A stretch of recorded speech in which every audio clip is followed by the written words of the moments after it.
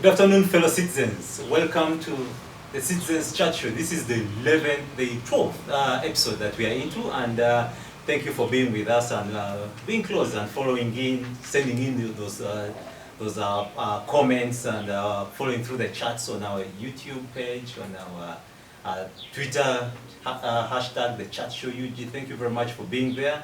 And thank you for following through. We are excited, and the show is growing and getting excited with passing day.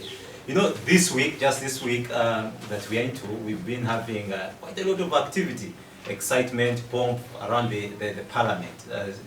The MPs have been swearing in, and we're also hoping to see who we have as our new speaker in the 11th parliament. So today the discussion will be around, of course, the expectations of the new parliament, and what they think they can do better in execution of their mandate, but also the swearing in of the speaker. Who comes in as a speaker? Who is our next speaker? The heat is too much. Joining the panel, my name is Demiano Masesa, your show host, and I have our regular panelist, Joseph Ochieno. Thank you very much for being here with us. Good to be here. Yes, and I hope you've been following events around the parliament this time. Oh, the circus. Okay, thank you. Yeah, last time you told me, of course, you were not that you didn't follow the swearing in, but I think of the president. But I intended to do so. Yeah. Okay. And Masi, Joseph, you're the U.P.C, of course, U.P.C contestant. You still have that journey to move. Indeed. Thank you for coming. Masi, thank you for showing up again. Thank you very much. Yeah, this is your second time? Yes, my second time. Thank you very much for being here with us. And Masi is the programs manager at Democratic Governance at ActionAid Uganda. She's well-grounded in these issues, so we're excited to have her around. And finally, our guest. And I hope you will always be with us. This is the prime already. Yeah.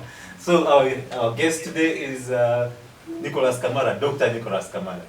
Yeah, and she's the MP of Kabale Municipality, newly elected, just sworn in, and we're excited to see you.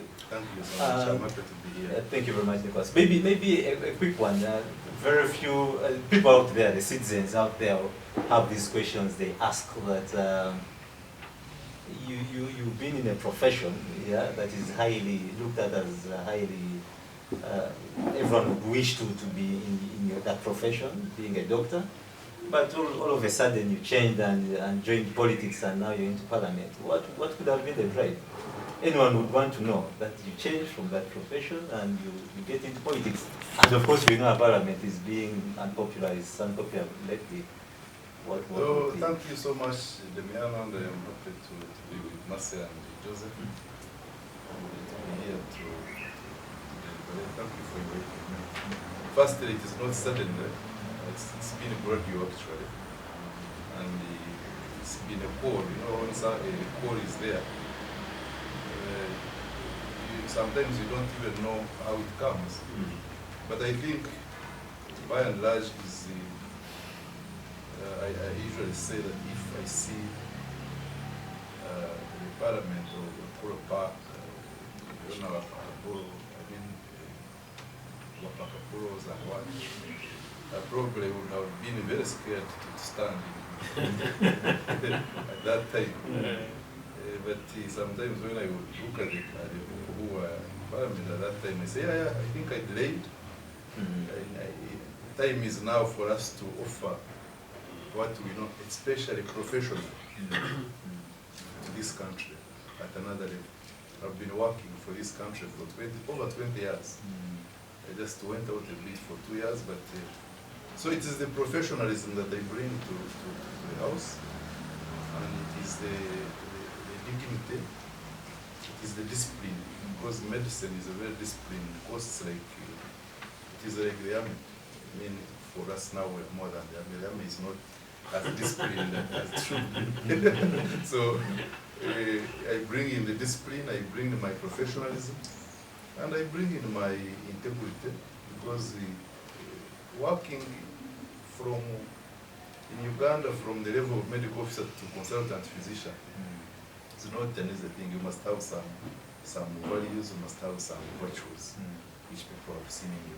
And that's what we try to bring to serve our country. Ah, okay. Maybe straight into the debate. I think we need to start from what is happening and is hitting right now. Is the race for speakership. I think we should start from there. Yeah. I need to quickly with you. Of course, you have in your party you have already a contestant, and I know possibly you're supporting him by virtue of the fact that that's your party. But I need to first right from there. What do these candidates stand for, and what are those specific issues that distinguish each of them? What do you think that they have to offer for us? I must confess that I don't know all of them personally, apart from my friend M.P Uganda. We've met and talked at quite some level. I have not met Honorable Kadaga, much as I've been called to several meetings. I have not attended any. I knew her a little bit through my Kamara University circles, where she was one time council chairperson. And I was in the Students' Guild representing the students. I don't know much about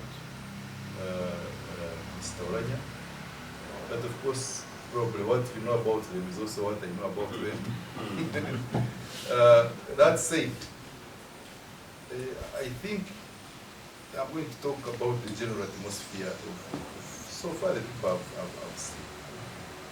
The general atmosphere is the people who talk about the speakership is that it is increasingly becoming very hard for us to have a speaker and have consensus within parties. Actually, I can say without fear of favor, even in FDC, even in opposition, even NRM, there is no consensus as such. And we've been talking, what is happening is that there is somebody who is defiant. This individual who is defiant is causing a culture of defiance. I mean, you are in a position, and your time comes to leave, you amend the constitution, you remain there. Another time, another chance comes for you to leave the space, you remain there. So what is happening now? People are increasingly becoming more defiant, and they have a good example of defiance to follow. So you ask, what do they stand for? For NRM, and I think I will talk about it later, what can an NRM endorsed speaker stand for really? There is nothing to stand for. These people are going to toe the line of the movement. You can see they were even boasting that that in fact they were competing. Who among them was responsible for changing the age limit? Honorable Kadaga was saying, I'm the one. Oranya was saying, no, you're not the one. I was the one there. So you can imagine people haggling over who was responsible for changing the age limit. And then you can get an idea of what they stand for. Well, me, I'm going to vote Honorable M.P Uganda. I see him as independent. Realistically, he has slim chances, but politics is politics, you don't know. But I'm voting him out of protest, because I cannot be voting people who are haggling and competing, or who was responsible, who was more responsible for changing, for example, for amending the constitution. This is how I see these NRM candidates. And I can assure you, I think sake is the sake of NRM. I don't know when they will sit, but once they sit and endorse a candidate, for them it is between the war and the hard road. It's going to be very tough, because they are going to have, if they choose Oranya, Kadaga is likely to stand as independent.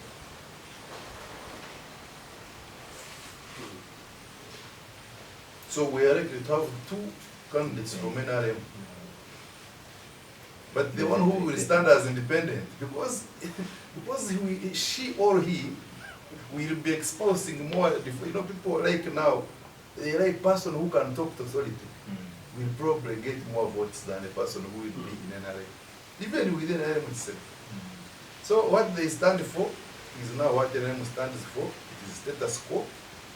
They would rather remain with one person. They don't want to discuss the transition. They don't want dialogue with anyone. And they want to take winner takes it all. That's what they stand for. That's the reason why I'm going to vote Semujin for Uganda and Yusuf Siwandi as deputy. Yes. Interesting, interesting. Thank you very much, Dr. Nicholas. And of course, you're in Parliament. We just wait to see what will happen. Mercy, you've been following these elections, and of course, you're a lawyer. I think it's in the Article 82 of the Constitution where it provides for the speakership. And I think it's part 2 or 5 of the rules of procedure. So I want us, you've been following them. At least, I don't know if you've had a conversation with either of them, but what do you think is that really something they stand for, and anything distinguishing that is with them, each of the candidates? Yeah, I think, thank you very much, Damian, and I would like to congratulate Honorable Kamara upon his win and commend him for taking this noble cause, because increasingly we are looking for professionals to occupy that space. Because to be in a place where you are able to debate and have effective and well-informed debates, to be in a space where you're developing policy that determines where this country goes, we need people who have had experience, people who have had practice in their different fields, and people who can also give expert opinion and advice on issues relating to key sectors in this country. And in this case, I really am very proud that we have somebody who has been in the health sector. I believe that quality of his debate is going to be very different from so many of his colleagues. So I feel challenged as a professional as well, because we must question ourselves. We cannot expect a mango tree to produce lemons. Whereas I sit here every day and I lament about so many things happening in the country, I also have to sit back and ask myself, who am I expecting these things from? Do they understand? Do they have the same level of expectation as me?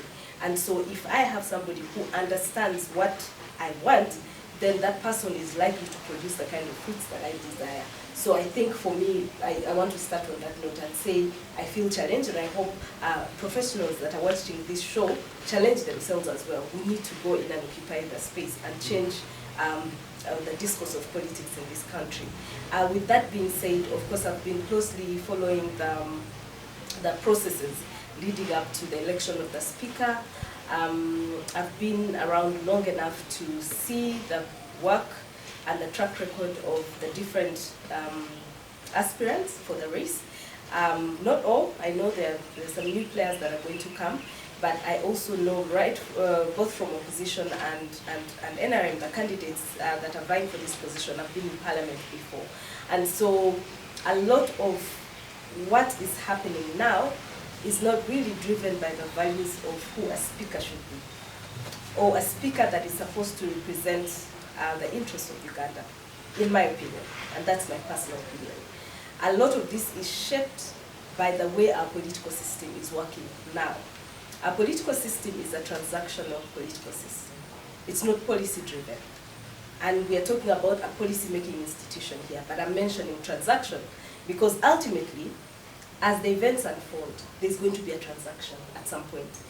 And when that transaction happens, then the results of who the speaker will be will have a very huge bearing on where the politics of this country will go for the next 5 years. That is why you see party structures playing a very instrumental role in shaping who becomes the speaker. And in this particular context, it is also putting party structures on trial, because the internal democracies are being questioned. And I say this for both opposition and NRM as well. Their structures and the coherence within the different structures is going to ultimately be exposed. I do not know how many spaces I've been in and how many articles I've read with candidates from the same party throwing jabs at each other, exposing each other, speaking ill of each other and politicking, you know, at that level. That being the case, you realize that the speakership and the prestige that comes with having a speaker that is going to steer a policy-driven process has been lost. A lot of what we're seeing now is politics at play. The politics of keeping power. That is what is driving this country. So as a result, definitely parties are going to have to demonstrate that they have internal democracies that work. They will have to demonstrate that they have the interest of the citizens at heart. They're going to have to demonstrate whether they are interested in a policy-driven system or they are accustomed to their transactional way of doing things. That is ultimately a trial. And on the opposition side, I see that the non-coherence is starting to play from just the interests that are being expressed for the race. In this moment, I would think that there should have been consensus built based on principle and a vision that precedes, you know, our elective positions. If really MPs are very serious about speakership and protecting the independence of parliament. But as is, the same party politics that plays in the ruling party is playing in the opposition. So you find that, you know, some opposition MPs are in the NRM camp supporting the NRM candidate. An opposition candidate is decampaigning an opposition candidate. An NRM candidate is decampaigning an NRM candidate. So at the end of the day, there is no coherence. Now, looking at a person based on what they can offer to the House has been lost in this level of, you know, discussion. So that is going to have a huge impact. And ultimately, I would say, the speakership is going to come from the NRM, from my view. Because one, we know that they have the advantage of numbers in Parliament. Secondly, from past experience and the experience with regards to passing of laws in Parliament, we know that it's a transactional affair. So once SEC sits, that is why everybody is eager. SEC is where the smoke is going to rise from, whether the white or the black smoke. And once that happens, it's a done deal. And the election would have happened in that executive committee. So what we will see play out in who the speaker is an outcome of the SEC process.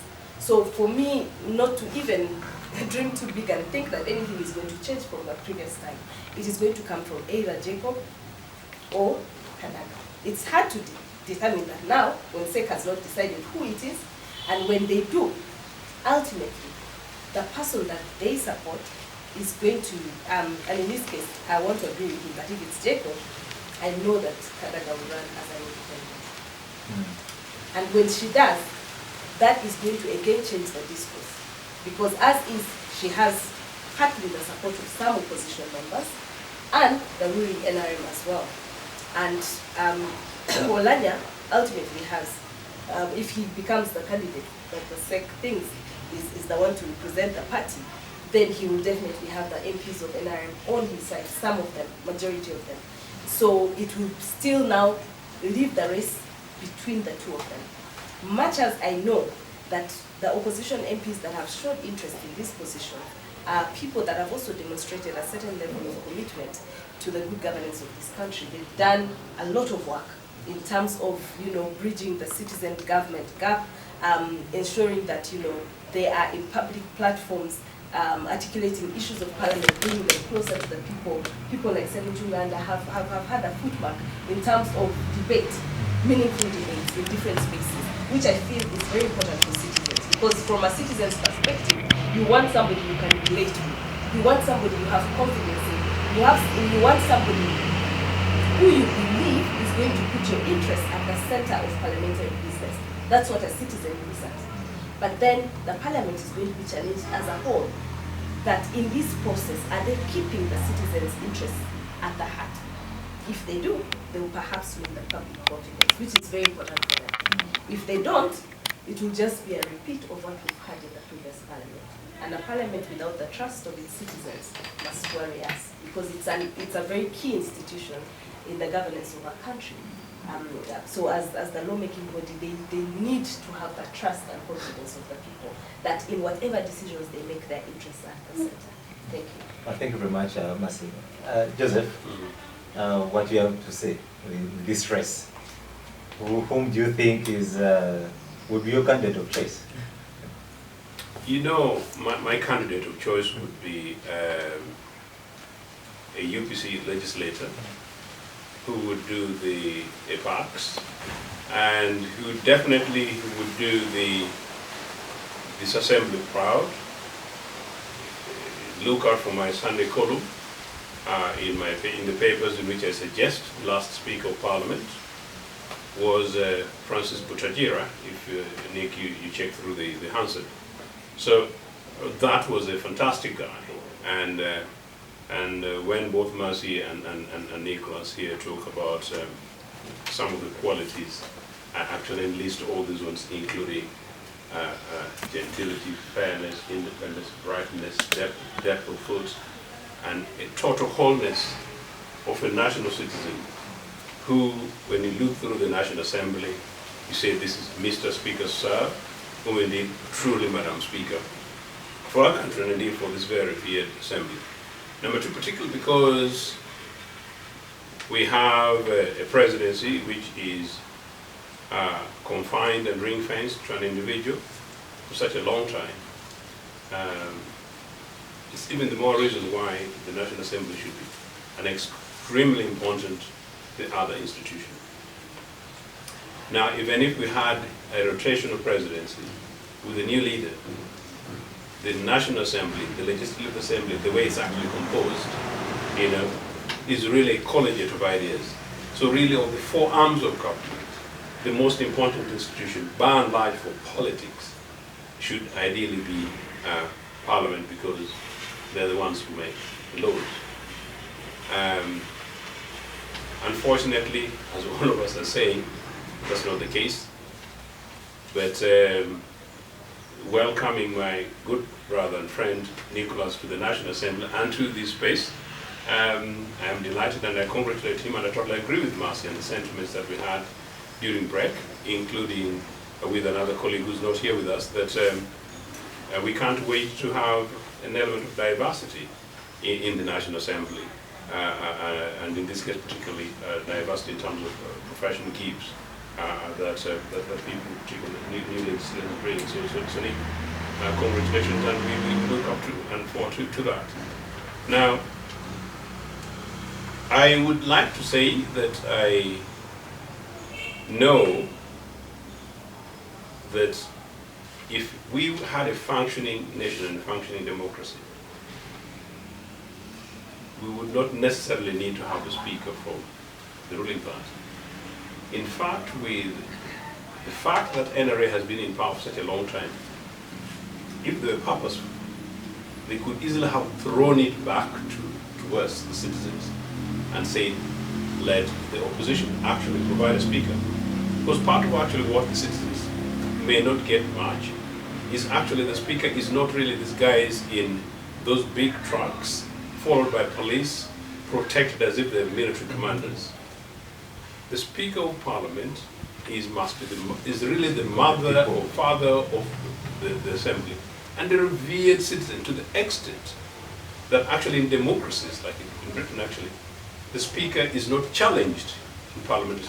So in this case, Kadaga would not have been subjected to a parliamentary contest in her constituency if she was standing still for the next round. Not in her party, and opposition candidates would not put in a candidate against her. The reason being, citizens, that the Speaker who enters the National Assembly comes completely clean to come and serve the entirety of the Assembly.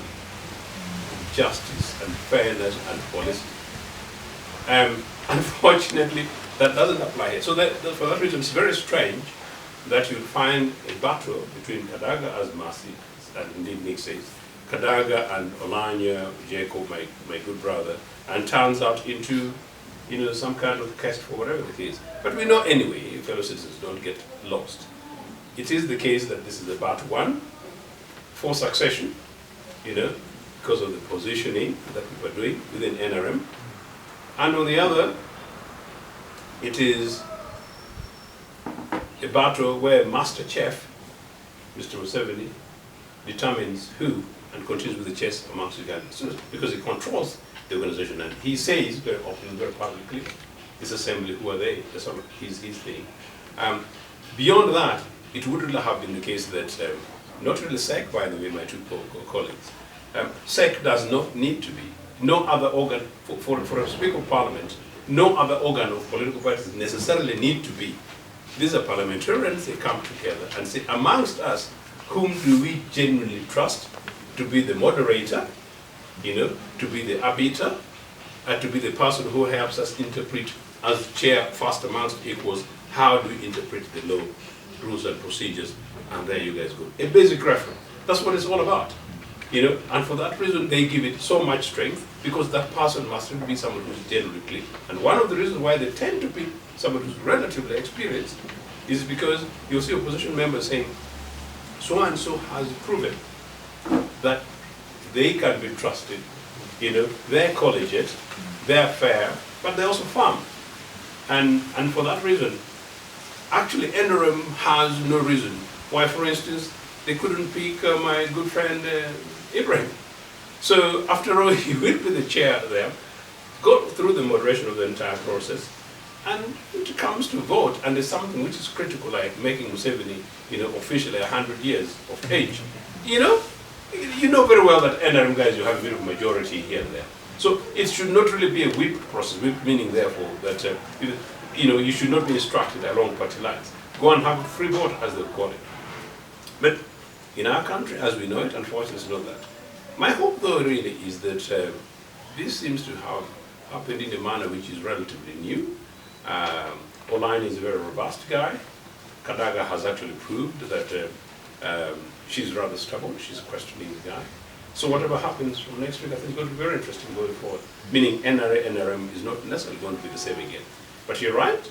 I questioned in my column that you realize, Nick, that we don't know anything that any of the candidates, with respect to, including to, I've not paid attention to what Ibrahim is saying, any of the candidates represent. Kadaga needed to have come and say, look, beyond continuity, I've looked through the legislative process in the last 20 or 30 years. Perhaps one of the things that I would like to see happen is this, and maybe I'll work with my colleagues to make sure that something like this happens. Or maybe even simply say that, look, I am big on women issues. And you'd hear Masesa saying that, no, she's big on women issues as she steered through the assembly, and legislation have been passed, A, B, C, D, one or two of which maybe, instead of going to the next round, she made sure that she gave it opportunity to open up and give somebody to have, members to have the free vote, or in this case, a private member's bill came in and became legislation. So she's helped with that. Maybe Jacob come and simply say that, look, you guys, I am always a permanent believer in national truth and reconciliation. I want to know what happened in Moro 20 years ago. And if I became the Speaker of House, I will encourage Nicholas to table a bill that states that we should have a Truth and Reconciliation Commission in our country, and I'll support them. Something big like that. That is what these guys would want to be. Not necessarily that that's what the whole assembly is going to be, but that's what you, the individual, represent, and they go for you that. Not you. Point is, my hope is really for Nicholas, some of the new guys, that whatever happens, as I said, it's usually given, it's going to be either Jacob or Rebecca. Whatever happens, the hope really lies in these colleagues and communities of ours. What's going to happen going forward, I do not know. Is it going to be about Mr. Museveni becoming 100? Is it going to be about extending the life of power to 7 years? Please don't put him on the spot on that. Is it going to be about changing the rules so that it includes the president? Or is it going to be about whether or not we move from a presidential system to a parliamentary system? I do not know. How some of those things happen, I do not know. But maybe really it's going to be around those big issues. Beyond that, I don't really know anything that we can expect much from this assembly beyond business as usual, and beyond the fact that maybe Kadaga retires after 7 years and somebody else new comes in. But the power still lies. Whatever happens, it's going to still be determined, unfortunately, from State House. Yeah, okay, thanks. Extensive one, and deep. I want to bring it back to Nicholas. I think it is Kabula County MP in 2016. James Kapoza, did he return? Was he back in Parliament? But he was in the 10th Parliament. Yeah. He raised an issue of national importance on the language being used in Parliament, and of course, about 2016, it was what we are seeing in 2016, what happened in 2016, we are seeing it this time around. The kind of language, the kind of blackmail that is going on in media. Masesa talked about it. And interestingly, these two, especially for the NRM, these two people have big constituencies behind them. They are in SEC, yeah. Kadaga is for national female, and Oganya is for North. Do you think this will have an ultimate effect on the party, the standing of the party going forward? And does it serve an advantage to the opposition if there is this rift can be okay? Constantly goes on. Yeah, of course, we have already said that beyond Mr. Museveni there is no NRM, and we mean it. Because over the years, 35 years now going to make 40, he has become such a powerful person. In fact, dangerously powerful for a country, in the footsteps of people like Mengistu Haile Mariam, Kamuzu Banda. In fact, Kamuzu Banda was lucky. There was no case when he went. Robert Mugabe, the power he has, there is no party that can remain when the chairperson who has such power. Who else will have such power? If I asked you, Never. if he was to leave today by any means, or say, okay, I've resigned, I've resigned today, who would really have wield such power? And that's dangerous for the country. But for the question you have asked is about NRM itself.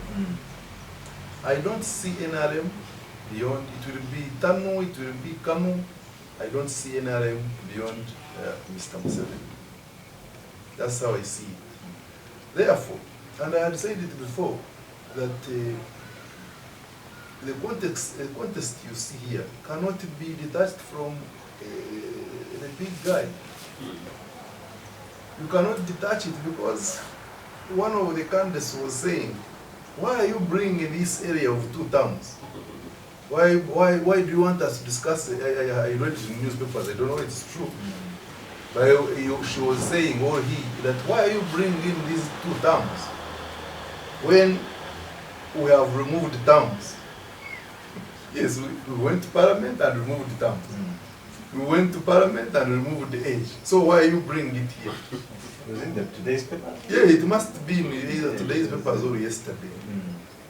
So now, people are becoming defiant. Defiant as their head. So after this, we are even likely to see an independent candidate for the first time. You know, without even going far. When was the contest this heated? Last. People have made new social media groups, news, I don't know how they are called, but news outlets, just for smearing campaign of the opponent. Not hard power. Online hard power is not a part of it. But there are news outlets made on social media just to smear the opponents. Yeah. And we have been reading them to find that the vice chairperson of NRM can sponsor, both of them by the way, can sponsor media to smear the other within the same party. So it is a do or die. And just briefly, Nick, that's the part of what I was saying. Yeah. You know, the speaker is the speakership Should be beyond reproach. and the Chief Justice, those positions. These are people who should be absolutely beyond reproach. And not about their ways of living, but including, in this case, their campaign. And that's why I repeat, in normal democracy, the U.P.C government, you do not challenge the speaker. Read the part because of what Nick is saying. But Nick, carry on. But read just So, the question you're asking about how this will leave NRM, NRM has been weakening over time. NRM is a very, very weak party. Without money and without power, NRM is dead. So you cannot be asking me how we will it. NRM is already too weak. I don't see NRM without money and without a gun. and without the chairperson or the chairman, whoever is called. And I'm very, very serious about this. So NRM is a very, very weak party. Even you see, even like through the elections we made, have you had any primaries that were peaceful? They were not peaceful. They create independence. They use intimidation. They offer jobs. They offer money. Scare you so that you can toe the line. Now, and then they say they are the mass party. So about the opposition, we are lucky. We don't have many candidates, and we are not sponsoring people to smear each other. I guess if we were many, maybe it would also happen. But the unfortunate thing I see is that we are, and I've been saying this, is that we don't look prepared. We don't look prepared. As the opposition. As opposition, we are prepared. As opposition. But we need to be prepared to take over when this man has finally gone. Because NRM will be no more. And I mean what I'm saying. NRM will not be there when Mr. Museveni finally retires or goes in whichever way. But to me, the conversation I want to hear more is that if he finally goes, how prepared are we to take over this government? And also people, somehow I see people less energy. One Uganda, one people. It's not like the other one Uganda, one people, which we used to hear from KB. I see a little bit energy going down. But we are there. We are going to make sure that we continue talking with the new guys on the block, such that they bring in some energy. We also bring in experience. And I hope we can put these things together to make sure that we know that we are all captives. Leader of opposition means nothing if we are all captives. So let us now think about what we can do. Because it is today, what shall we do? To do this, and this, and this. And these people, policies and what will help us. Me, I'm a doctor. I don't write policies. I don't even, you are going to be teaching me how to discuss these things. But I am a normal person, a normal Uganda, who looks at things in a normal way. We must prepare as opposition. As today, if the man suddenly said, even if he said I've handed over to opposition, probably would be confused. So, yeah, that is my submission. Do you have any take around this area? Well, what would happen? I always keep on saying that I think as a country what we're missing is organizing. We have mobilized people around causes, and I say this because I've spent a better part of my life doing a lot of advocacy on different issues. But I see that our strength is in mobilizing, but we have not really organized ourselves. Organizing is really a deliberate, effort to raise the conscience of citizens, and also to prepare citizens and give power to citizens. I've seen faceless revolutions. I've seen, changes that happen when they are faceless. But it is because citizens at that moment are in a certain place of consciousness that they will know when they cannot take it no more. They will take action without anybody necessarily going to mobilize them from anywhere. They will just, decide that this is what we want. This is how we want to be governed. So as a country, definitely I can also understand that this comes from the fact that the kind of political system we're operating disadvantages certain groups to be able to properly organize. We know the issue of militarization. We've talked about it on this show before, that, you know, there's even no room in Uganda for non-violence resistance. And so at the end of the day, for you to organize is a process, and it's a process, I think, that is very powerful. But to be able to do that, to be able to get to a place where you decide this is the approach that we're going to use, has to be deliberate, has to come from joint forces for change, so to say. And for me, my disappointment has always been, what kind of change do we want in this country? Where's the convergence point in terms of what do we want to change? Where do we want to go? And how are we going to get there? And when we get there, how are we going to make sure we don't lose what we want to change along the way? And if you ask this question and you put it back to the process we've just concluded, the election process, you will realize that we're still divided along those lines. And multi-party politics has just deepened that crack. So there's still quite some work to do. There's still some work to do, not for opposition. There's work to do even for us as citizens, for us to be able to come to a place of convergence. I know that already we are there to a certain extent. I've said this on this show before, that I feel right now when I look at Ugandans are in a place where they're more awake than they were maybe 5 years ago.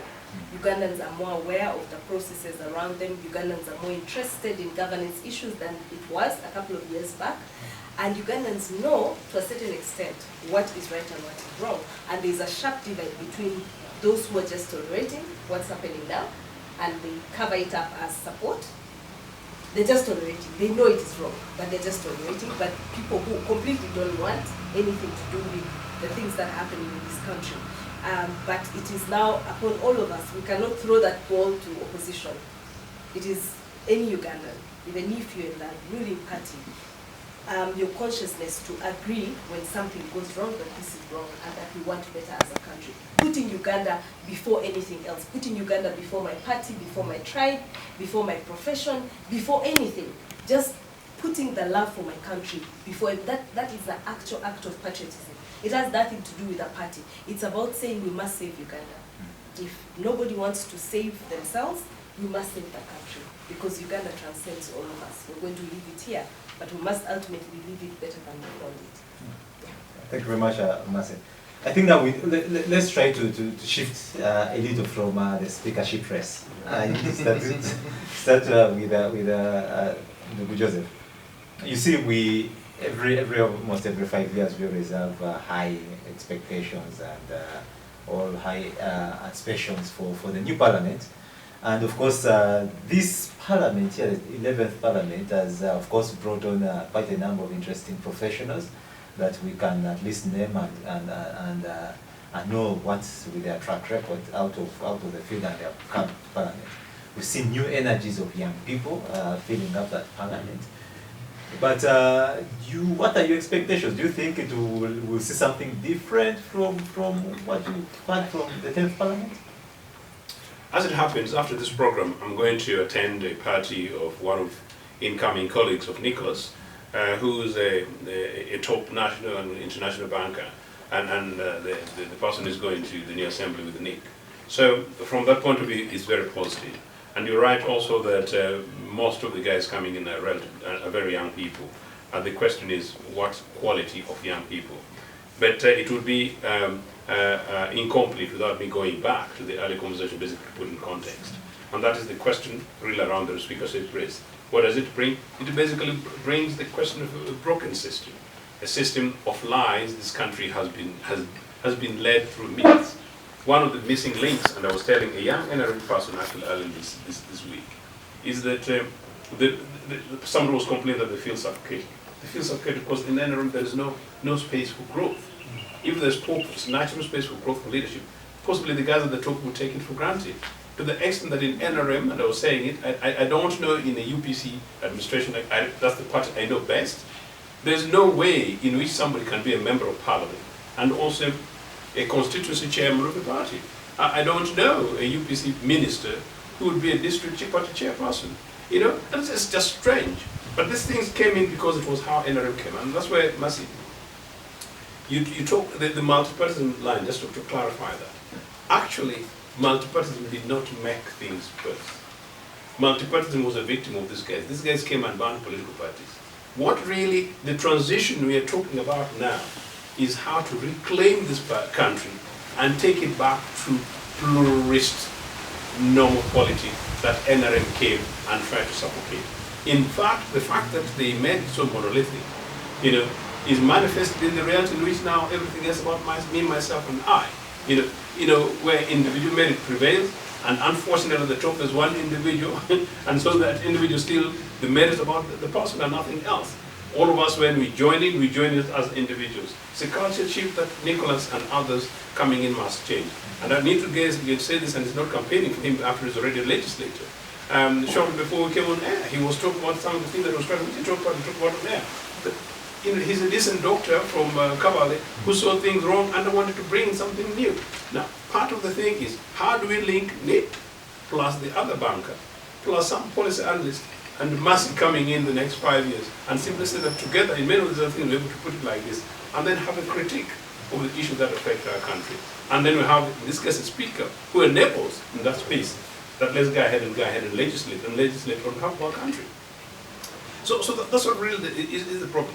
Going forward, really, our second phase of the conversation is meaningless, you know, because we know that if our part of the initial conversation was right, and we don't give it this mix, then it really doesn't matter. The guys who come in from a UME in West Nile, they'll simply come and say yes, sir, yes, and then try to uncompete it for a seat. You know, the guys who came from Tororo and they claim no change, they want to do change to prove that yes, we no change. Where is my millions?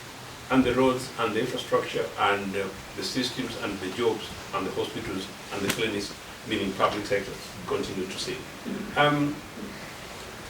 I have one small thing. I have actually suggested that the problem beyond NRM, because we don't expect anything to change from Museveni. Ugandans need to be able to change.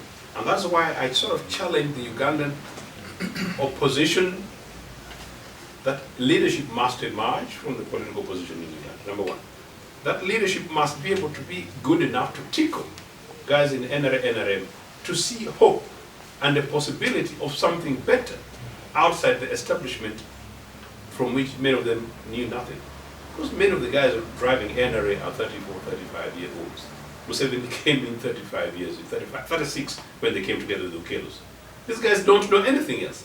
So they need to say, I heard Ochieno, I saw him. The guy, can I give him a second hearing? Is there hope? Is there a possibility? He was sitting with Mercy. They make sense, you know, and together with Nick, maybe that's a safe space in which I can go ahead and have a cup of tea. And if only I'm actually 20, you know, I'm my first year in the university, but I don't like the course. Maybe I did so well in the A-level. Maybe I might follow him just as a doctor, something like that. So the political position, one of the reasons where there is challenges is because the NRA killed us so much, you know. Part of what we are trying to come out of means that we are struggling about the internal democracy thing. But that's from our own experience in U.P.C. We even don't have a leader, you know, and we're struggling something as basic as that. We don't have a leader. We've got, you know, 3 people who could arguably call themselves leader. That's the problem. But if only we had a leader, what would happen? Demian, if there was leadership in the political opposition, if I had been leader of U.P.C, Nick, 4 months ago, part of the debate would have been deliberate. That the democratic opposition picks one of its own and deliberately throws it back into NRA, simply say, we want so-and-so for speaker. We want a neutral arbiter in the House. The opposition follows and rallies that individual. Does not necessarily even have to come from the principal opposition in this case. No, it's possible, particularly because they're relatively new. Yeah, it could be any of them, you know. We are going to side with this person, and then we begin to taunt some of our colleagues in NRM. After all, some of them are our cousins, you know. And then we test them on the basis of that. That would be saying that we are teaching them how to coalesce around the issues. That to guarantee them that when if we bring legislation about oil, We are going to cooperate with you and not going to make it very difficult. And that would say that, look, it is possible that once again we can begin having matters of national significance together. But most importantly, I hint on this somewhere else. In that way, the opposition would have been able to pick what I call dividends from the mix and confusion in NRM.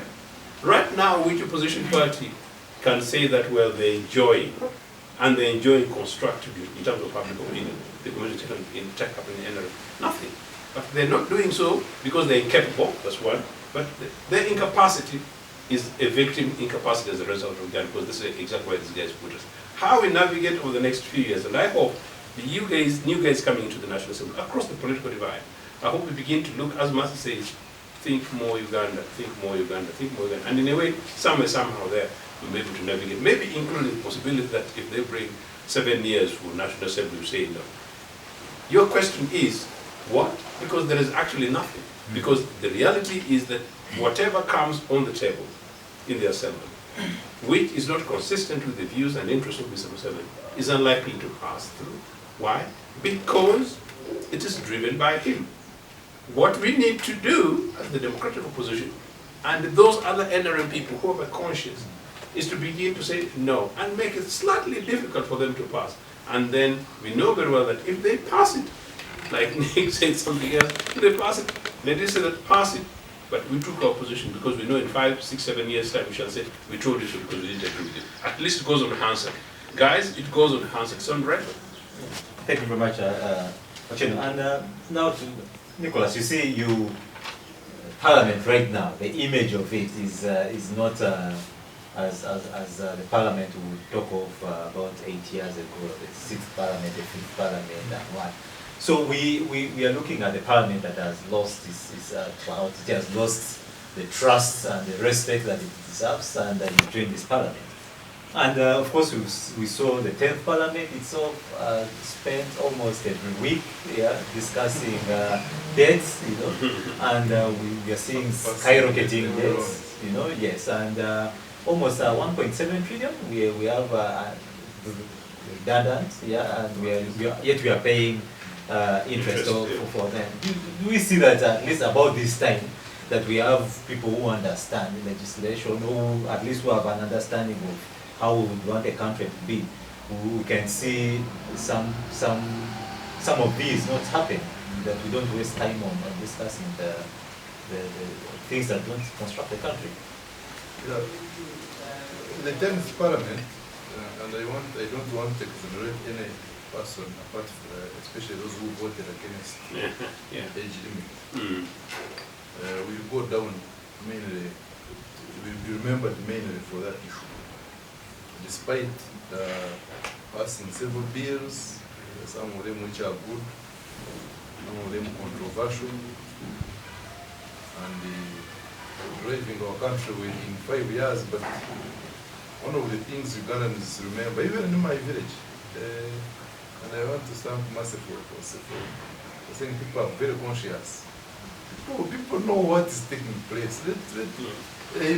We are only in Katemba. This is just the comedy. They know the comedy that is going on. Even when they are discussing over Umuramba in my village, they know and they talk facts. So this Parliament which has passed, I want to state that they will be remembered mainly for removing the age limit, and it was very dangerous and very bad for our country. Okay. That said, they also, I want to agree with Joseph. Really, sometimes before I came here, I was reading through the budget and what there are at least members who moved a minority paper. They wrote a minority paper. 3 of work with another MP of this man who used to be in Gipu, who is in Nupu now. They wrote a paper at least talking about this debt burden. You can imagine a party which is claiming to have 300 and no one is raising that. Yes, it's Mwanga Chifundi. They raised this, they put up a show. It will be on the Hansard. They put up a show and said first of all, how do we manage this debt? How sustainable is it? Every week you come here asking for a new loan. No loan has ever been refused. Even if you put up a spirited fight, still NRM, they are in the mood of passing everything. In fact, the person who brings those loans, I'm not sure why the minister doesn't bring these loans. He's always the state minister who's bringing, and now he's called the minister of loans. One time he brought a loan, he brought a request for a loan. And guess what? They wanted a loan to plant trees. And it was ironical that they are selling, there are many fights now in Uganda where they want to cut.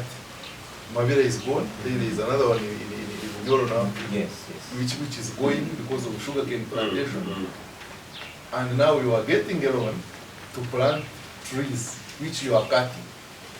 Unfortunately, I think it was refused, but I know it will come back.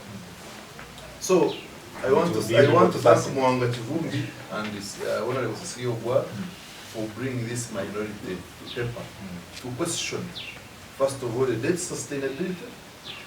Secondly, to question where these loans are important anyway. Because these loans are too many, I wonder whether these people, the policy, people like Martha and Godband, whether they even go back and follow and say, really, we got this loan, but what was it for? Who benefited? And what was the impact on the ground? There are too many laws. And you see, each year they bring new ones. We forget the old. We don't know what impact they have done. It's just like the programs they bring every other 5 years. Even now, there is a parish motto.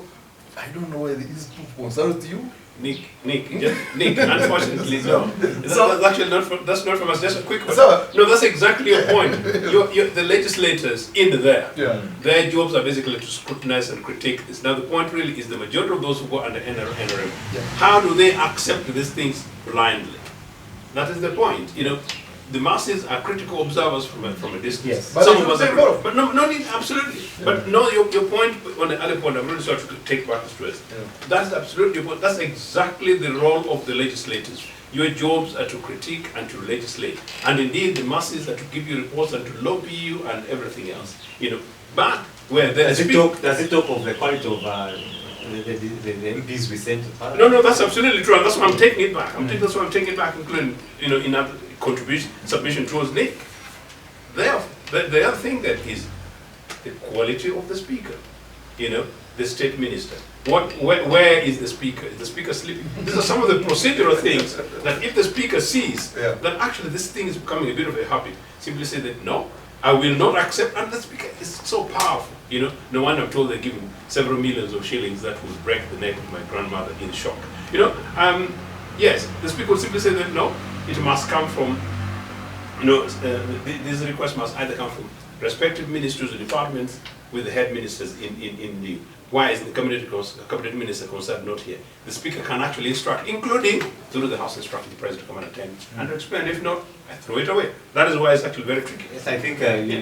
So, my point about these dates and any other thing that's brought on the table, we can put up a fight. But I hope that the NRM members who are new will be able to listen to reason. It's not just about saying, oh, we have won. When we voted, we have taken everything. His opposition members are few. Okay, if they are few, are they talking sense? And unfortunately, I've been talking to Joseph and our colleague, and I said, people put us aside. He said, by the way, I'm not very good, but I am a friend with many parliamentarians.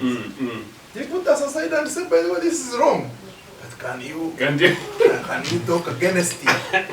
Can you talk against it? Like the Minister of Ron is in my area is very strong. So if you talk that he's the one asking for loans, you probably not go back. So they say, oh, but man, you are talking against him? You are in trouble.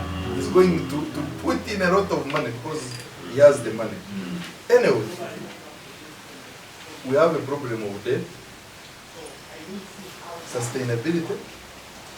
Secondly, even by the way, unfortunately, the money we get is not being used. We have over 1.8 trillion unused. Imagine you get a loan, imagine you go to the bank, you want to build a house for rent, for example. You want to build apartments or something, but you spend 3 years still building apartments. Imagine how much money you have lost. But you still have the money on the account, but you are paying interest every day.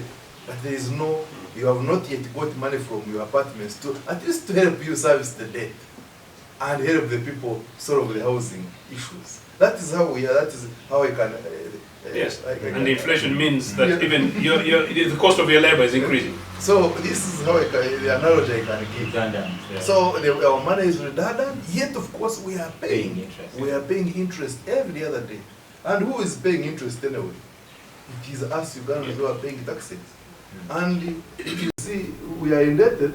I don't know, they said it is 1 million per person now? 1.5 million per person as Ugandans. Even my child. A quick one. What happened? What's the fate of the hospital? The Ruboa hospital? Ruboa hospital, of course, was a white elephant, and I put it through my through hard power. I said it is what the aims of health was it supposed to serve? Was it for good health? Was it for equity? What was it for? Is it what was the real reason why it was being built? When Ruboa is there, does it mean my person in the village can easily be served by Ruboa? Does it mean that my person in the village can easily access it? Is there more accessibility?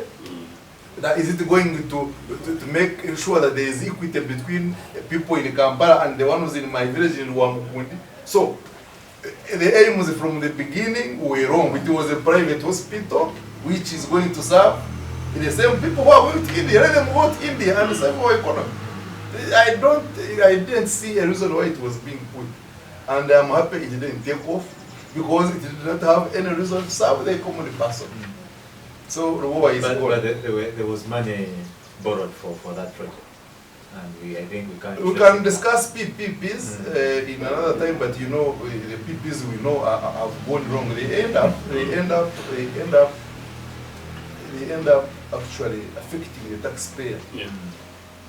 Look at the PPP of Munyonyo, Speaker Resort Munyonyo. I think one time it popped a little bit in Parliament, but you know they have not started paying government. The government gave them free loans, they gave them, I think they gave them money to buy land, they gave them a lot, but they are still saying they are making losses.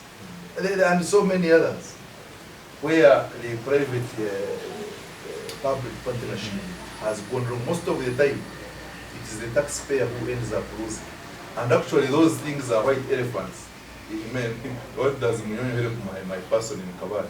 Okay, they can bring the tourists, yes, here and there, but if especially, in fact I want to, especially for Munyonyo, at least for Uganda. But some of these things like Stanbic, they came here, where do they take their money? Out. So I don't believe in PPPs, and I once read a book about PPPs. In fact, there was, I don't know, one of their NGOs had put a full page, which was where I got some idea on how PPPs are actually draining our economies, when they are just pretending. Because first of all, say, you have given a promissory note, you are getting free money. Secondly, these people fail to pay. You are the one starting to pay the debt. Thirdly, they don't serve the real person on the ground. No. So those are the reasons why PPPs are actually drain the country apart from, they drain the country apart from serving it. So, generally, what we are discussing now is like a non-starter. But I hope that we can question ourselves more and say really this debt is not sustainable.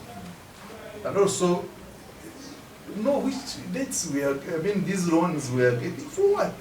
Some of the things are You see the Entebbe Expressway, it's a nice road, yes, but it's the most expensive road here in the world. Yeah, second most. So, if it is the most expensive road, do we really need it at that time rather than health care and education? Do we need education? Do we need the road, or we need the health care? So these are questions we must ask, and then we can get answers, and people must be able to listen. I want the people in NRM, and I know there are many people who do it in NRM. They must be able to listen to us, and they also must be able to listen to them if they are talking things that affect our community. Thank you very much, Honorable. Masi, you with the area of now economics and public democratic governance, you know, this is your area. We expect, you know, the whole 10th Parliament was on this one issue and getting loans that are not working. What is your take on this? Do you think we shall see something different from Dr. Nicholas here? Or do we expect really? And what is that we should look out for? Well, I think a broken system is manifested through things like this. Because if we're sitting here and we've been debating the issue of international loans, and the same parliament has been grappling with, you know, should we allow them to take more or not, it also does speak really to what kind of systems we're operating under. But ultimately, what purposes do these loans go to serve? And vis-a-vis the expectations of our citizens. Of course, our citizens have always three expectations from Parliament. They want services, quality services. They also are looking at certain outcomes.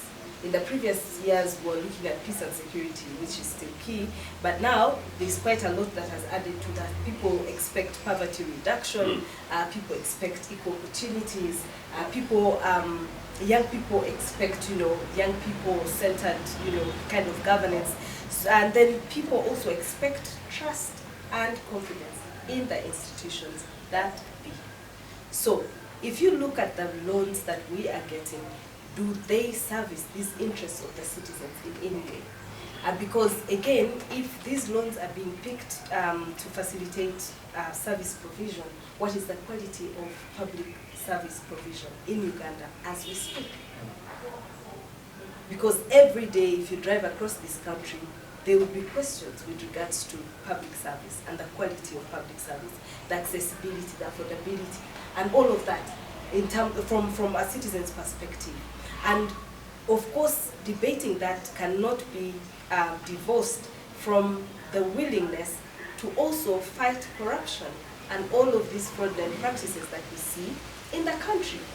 Because ultimately, some of these monies are got, but they're squandered by particular people. And we see that the monies do not go to achieve the intended purpose. An example is the issue of COVID-19 that was public. You know, we were asking for a loan to battle a pandemic that is real, that is ravaging the world, but somebody still has the audacity to misappropriate funds meant for the purpose. So that really kills the purpose and the intention. That goes to a bigger systemic issue. So that systemic issue will not go away as long as the same system is in place. So I do not expect much, because we are in the same system, the same players. We have not addressed the root of the issue. And so the symptoms are going to persist or even get worse. But I must also say that with the increasing, you know, or the deepening human rights violations happening in our country, and the debates and questions that remain unanswered, ultimately, citizens are paying more attention to issues of the economy vis-a-vis the general atmosphere of the country to challenge the systems that we. So I don't really expect anything different from the new parliament, I must say. Thank you very much, Masi. Let's have a very short break from this point, and I think getting back, we'll still, you talked about the issues of human rights. We'll need to dig deeper and see what expectations we have for this parliament, and also what is that is different they can do from in execution of their mandate from the 10th Parliament. Thank you very much. We see you shortly. The Citizens Chatroom happens every Friday at 2 p.m. on Civic Space TV Online on Facebook and YouTube. We invite you to be part of this conversation. Civic Space TV, freedom always. Yeah, welcome back from the short break, and we'll continue with our discussion on the Parliament, and also, just like we just concluded on the speakership, I think we can now have this conversation go on throughout Monday, and we see the outcomes of what the Parliament will have come up with the speakership. But also, it is interesting that you put your comments, your reactions, whatever you think we can share with as citizens of this country. Kind of drop it on our social media pages, especially the Twitter hashtag, the chat show UG, it's on there, and that's where we pick the conversation and also have these conversations go through the week with our panelists. I need to say thank you again for of course showing up, my India panelists. With our third panelist, Joseph Ochieno, has got an emergency and he couldn't continue with us. Hopefully we'll have him next week. From now, I think we need to start right ahead. We have still caller. Yes. Maybe to start with Mercy. We stopped at you had hinted on the issue of human rights. Apparently, from when elections started, we've seen gross violation of human rights. That towards some time it has ended into abductions and killings.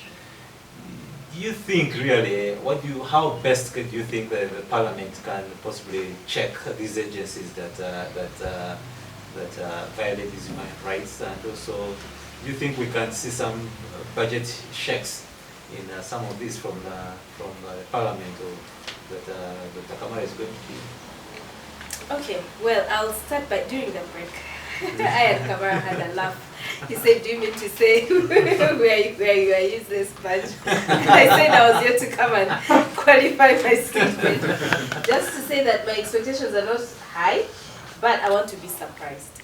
And I know that they're going to be new energies, and so who knows? We cannot judge now. It's just me and my expectations. And I mean, with the state of Uganda, you didn't blame anybody for having no expectations. So I am coming back to your question about Parliament. I need to re-emphasize the three things that citizens really want. Citizens are interested in service, meaning that whatever your business is in Parliament, in terms of legislating, resource appropriation and oversight, you have to ensure that citizens are receiving quality services, the basic services, because that is what touches an everyday person. It is why MPs sometimes don't go back to their constituencies, because people want service, they want money. You give me money, my child is sick and I could not access the hospital, it always has something to do with basic needs. And so the issue of service is very key. And yes, that is not their mandate. No, of course it's not their mandate, but with their oversight role, they're able to hold the institutions that are responsible for service provision accountable. But also, ultimately, where there are gaps in policy to enable certain services to be more effective than they have the mandate to do so. And I mean, Parliament in itself is a very powerful institution that if given independence, it could actually correct some of the issues that we see in the country. And people also, the second thing that people want is really certain key outcomes out of Parliament sitting there. Back in the day, it was just, the assurance of the fact that there's peace and security and that people are conducting their business normally. Over time, there was a period of stability where the issue of peace and security now started to be, substituted by other issues that are also emerging as the times change. Ultimately, peace and security came back mostly last year because of the amount of violence that we saw during especially the election period.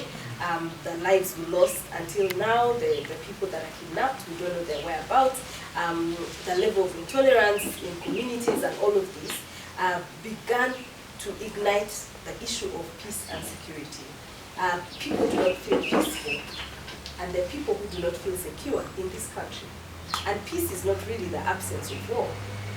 Peace is just the ability of me being able to enjoy my rights and freedoms without feeling threatened or intimidated to do so.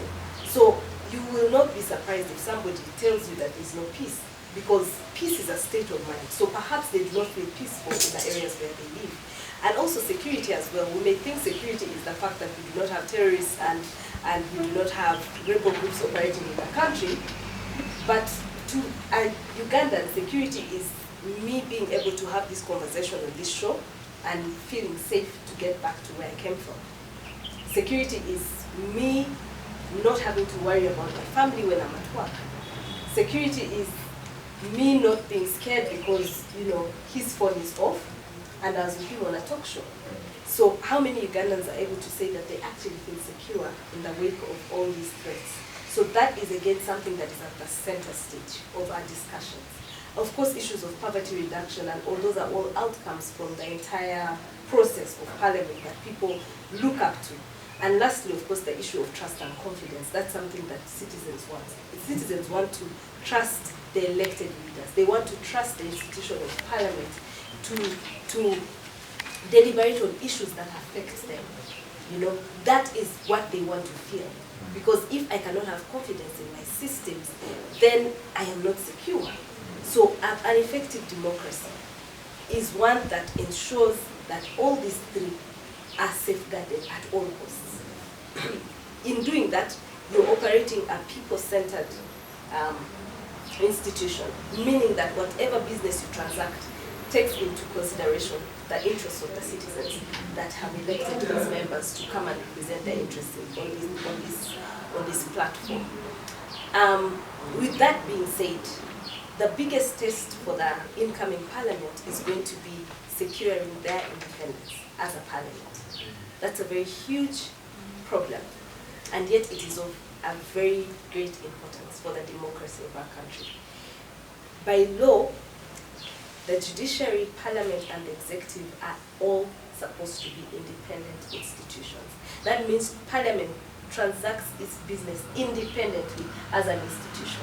And it has the powers to check the executive as well. And they can make independent decisions without having to agree with the executive because they're independent on their own. We've seen what is happening in Kenya, for example. The judiciary is securing their independence. Because at the end of the day, these institutions represent the citizens. In that tomorrow, if leadership changes, Uganda will still have a parliament.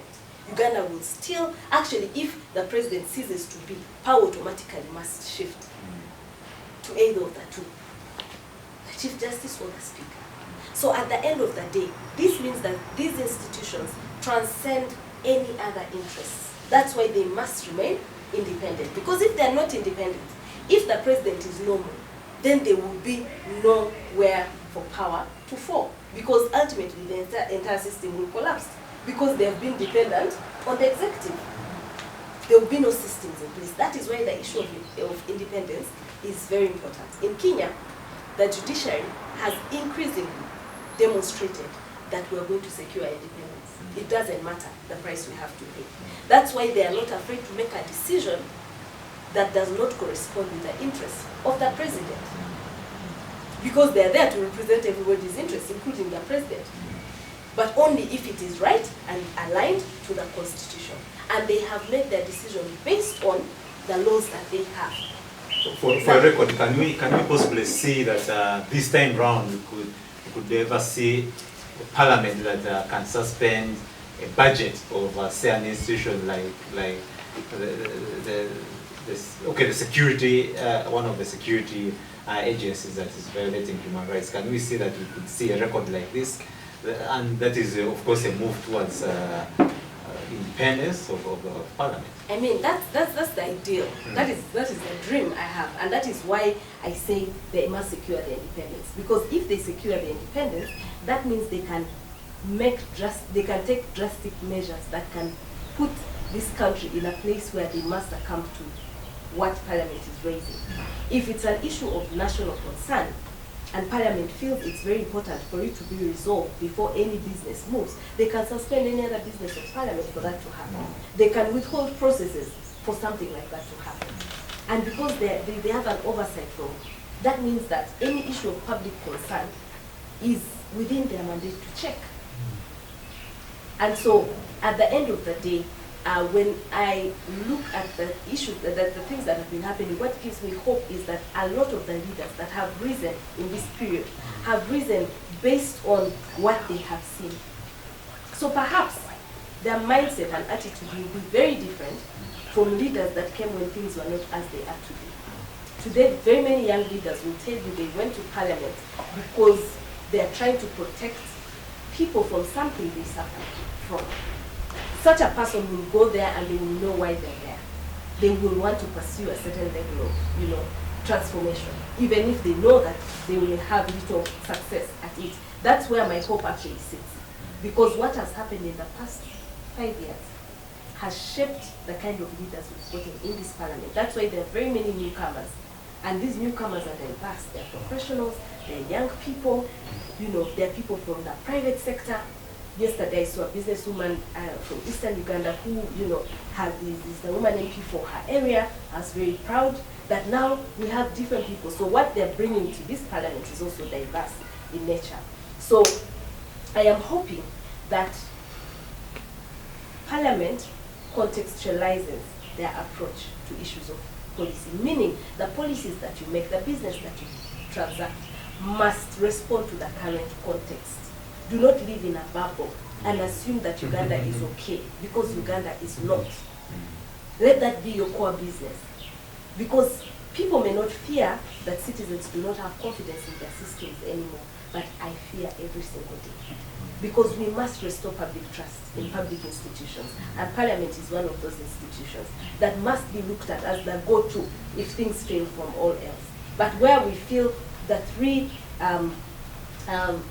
institutions are lumped up and one cannot make an independent decision, then where do citizens go? That means we're creating room for citizens to seek alternatives that could have dire repercussions for us as a country and take us back to a place we came from that we do not want to go back to as citizens of Uganda. Personally, I would like for Uganda, if Uganda has to transition, I would like that transition to be a peaceful one. And I would like it to be in response to the democratic principles that we claim that we are upholding in our everyday work.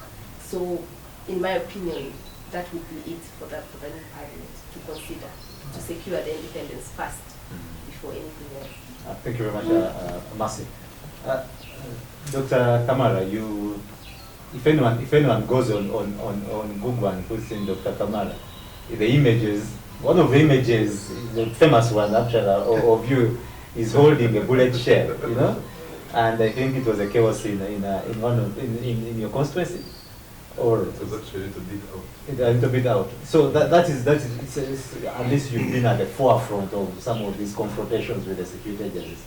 Now you are in a space where you can legislate on whether they have the funding to secure those bullet shells or not. What do you think will happen in your Parliament now, going forward, your cohort? Yeah, in my Parliament, as I said, it is dominated by NRM, but that won't stop us from being voices of reason. I'm not saying there are no people in NRM who don't have, all the people in NRM are not voices of reason, and it would be very unfair to some of them really if I said that. You said I had a shell in my, you are mixing two issues, but when we talk about the shell in my hands really, what happened is that I was organizing for my party. And I organized youth elections. You've been talking about spaces, one of the spaces was the youth.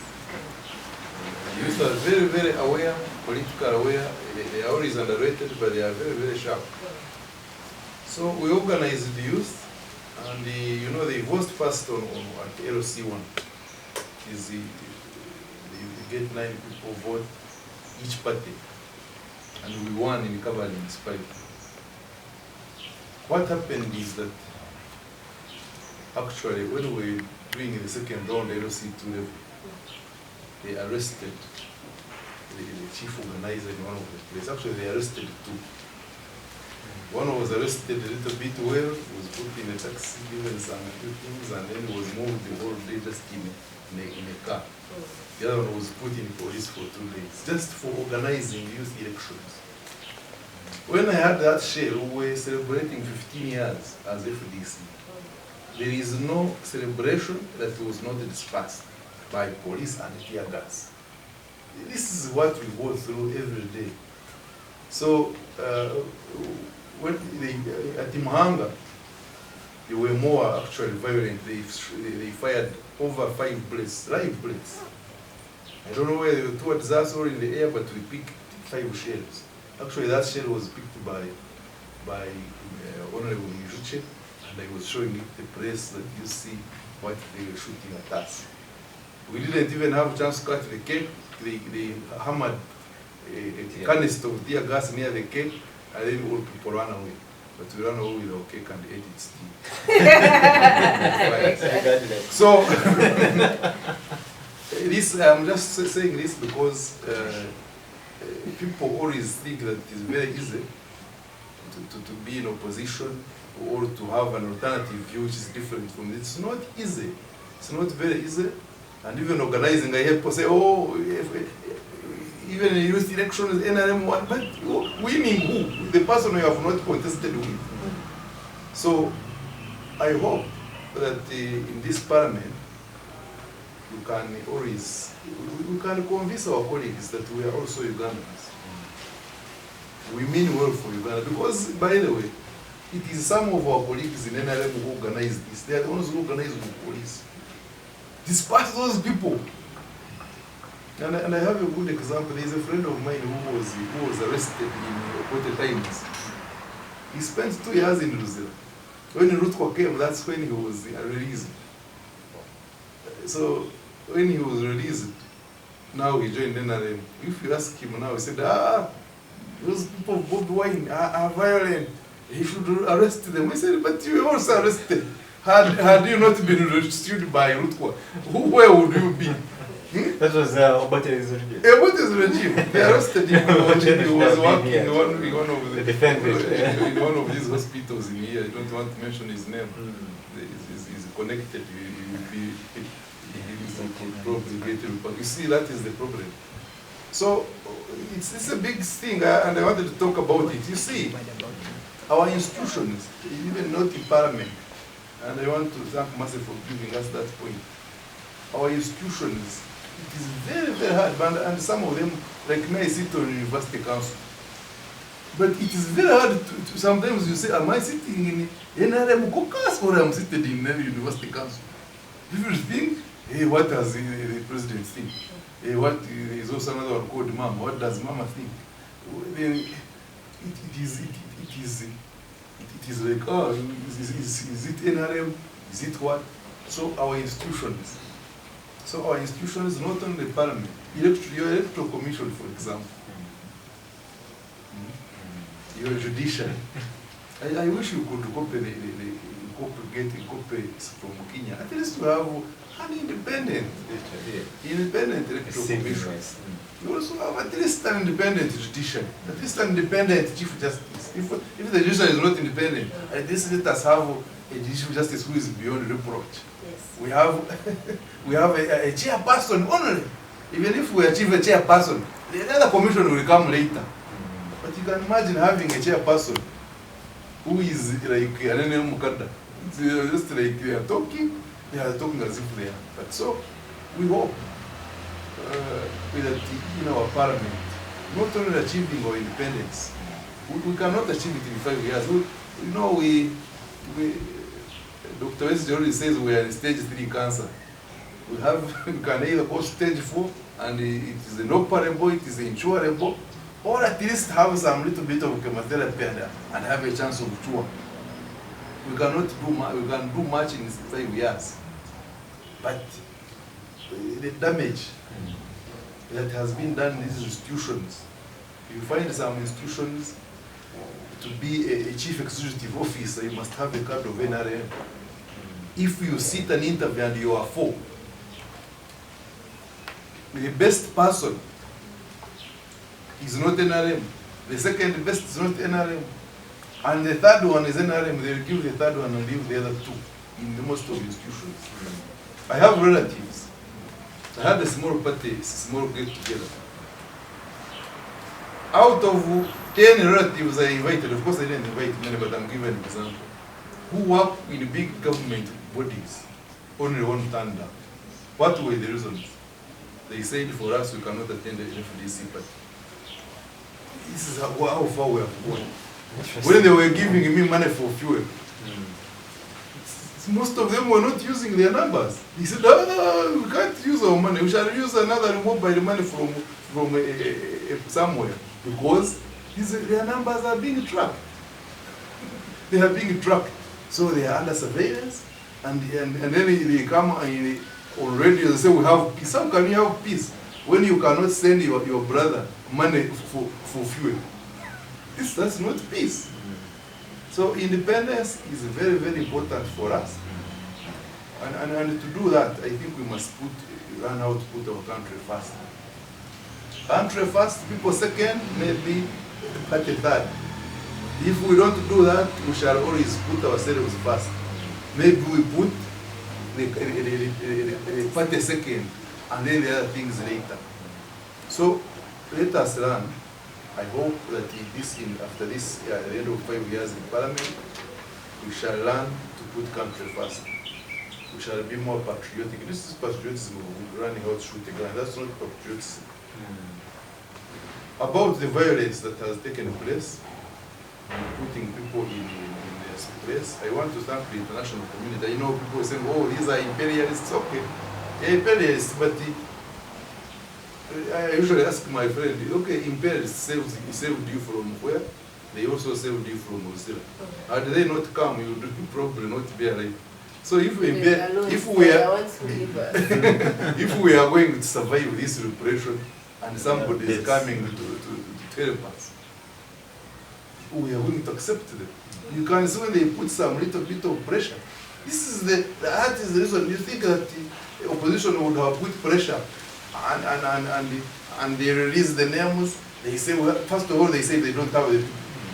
Second, they say they have 50. Now I don't know how many now they have said they have. But even they have them, we don't even know where they are. So, this is repression.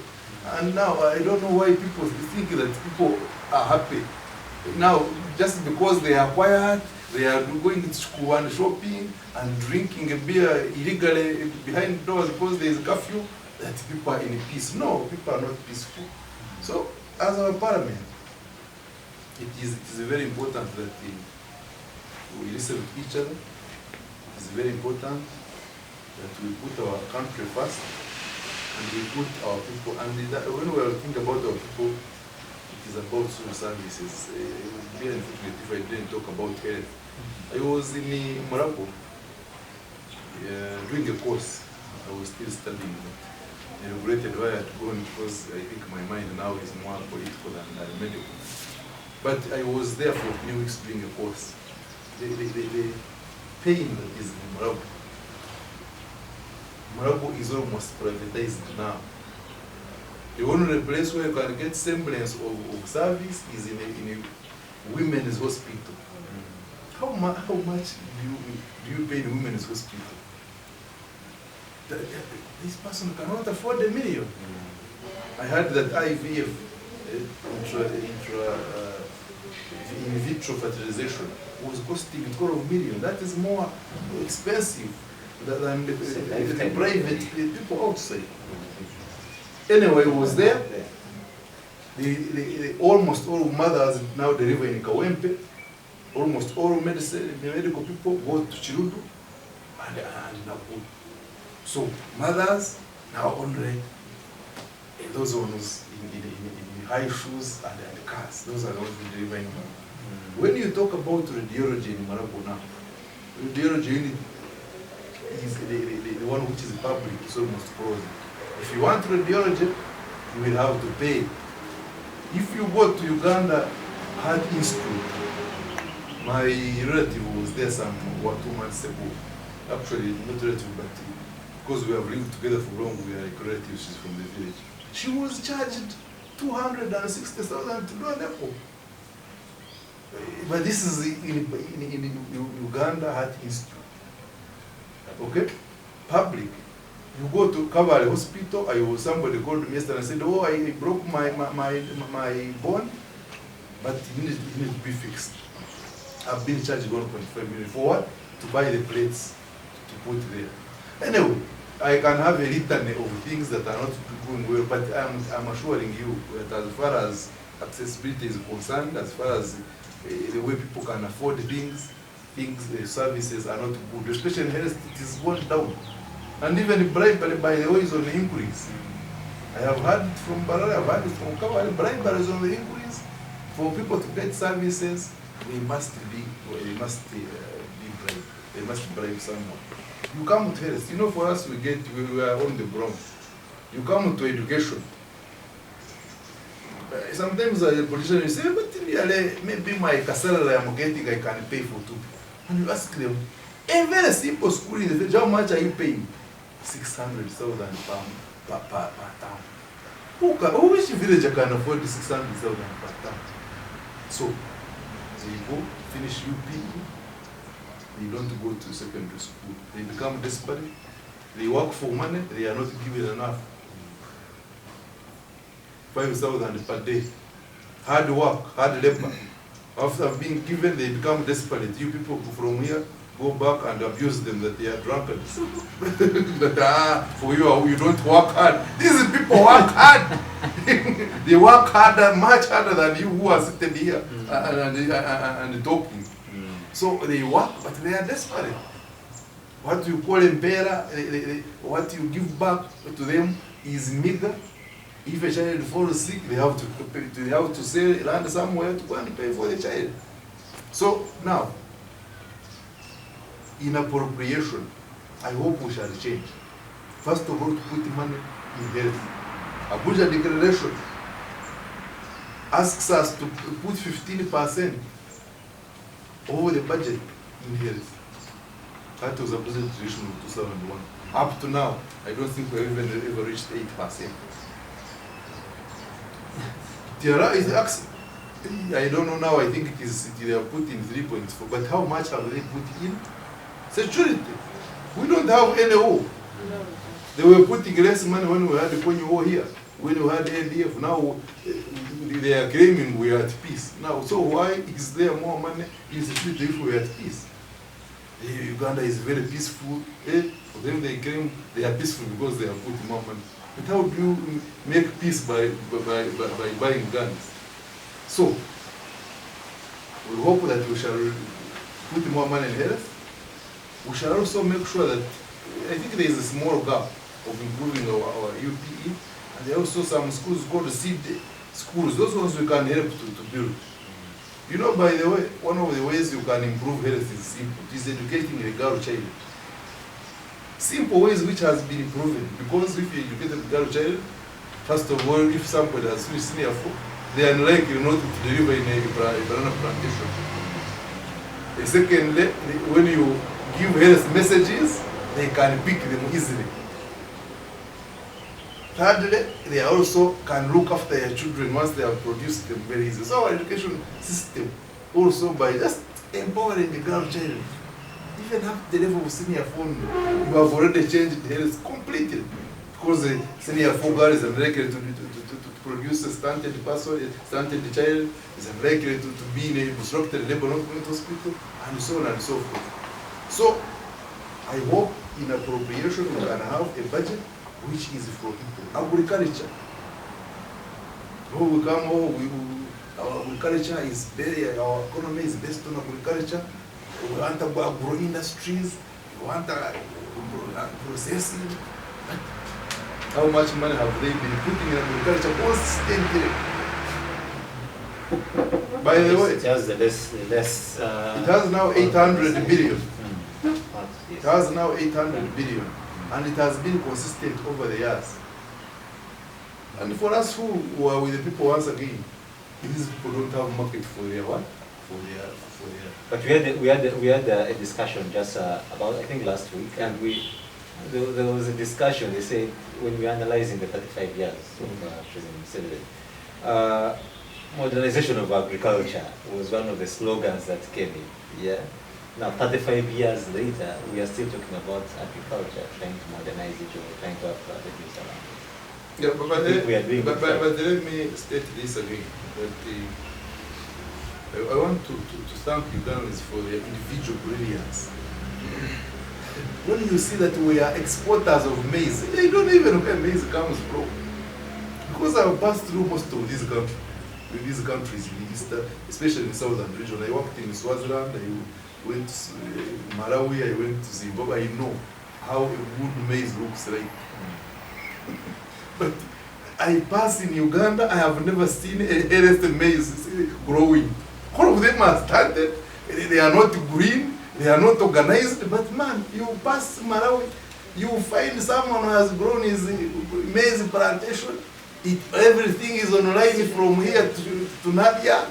It is all green, it is all organized with irrigation. Then you say Uganda is exporting from where? I actually don't know, but Ugandans who has grown 1 kilogram, one who has grown, they put it together, I don't even know where they starve, then we export to Kenya. Really, in these things of agriculture, like growing maize, which I usually see on the Uganda is the most disorganized. But you can see that they are still exporting. But the president says that when you go to NADS, there is no person in Kabale whom I know who was helped by NADS. What happened is that in NADS, somebody would have a good plantation, and then they come and put a sign post, and this is a demonstration farm. But Ugandan is really no extension workers, nothing.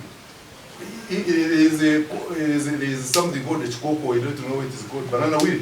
It came up. But what the Ugandans do, individual brilliance, they started first saying, let us pour ash. They poured ash to refuse. Then they said, let us now be cutting. It refused. They said, let us now cut with a panga, which is hot. It still refused. They said, now let us cut with a panga, which is hot, and bury it.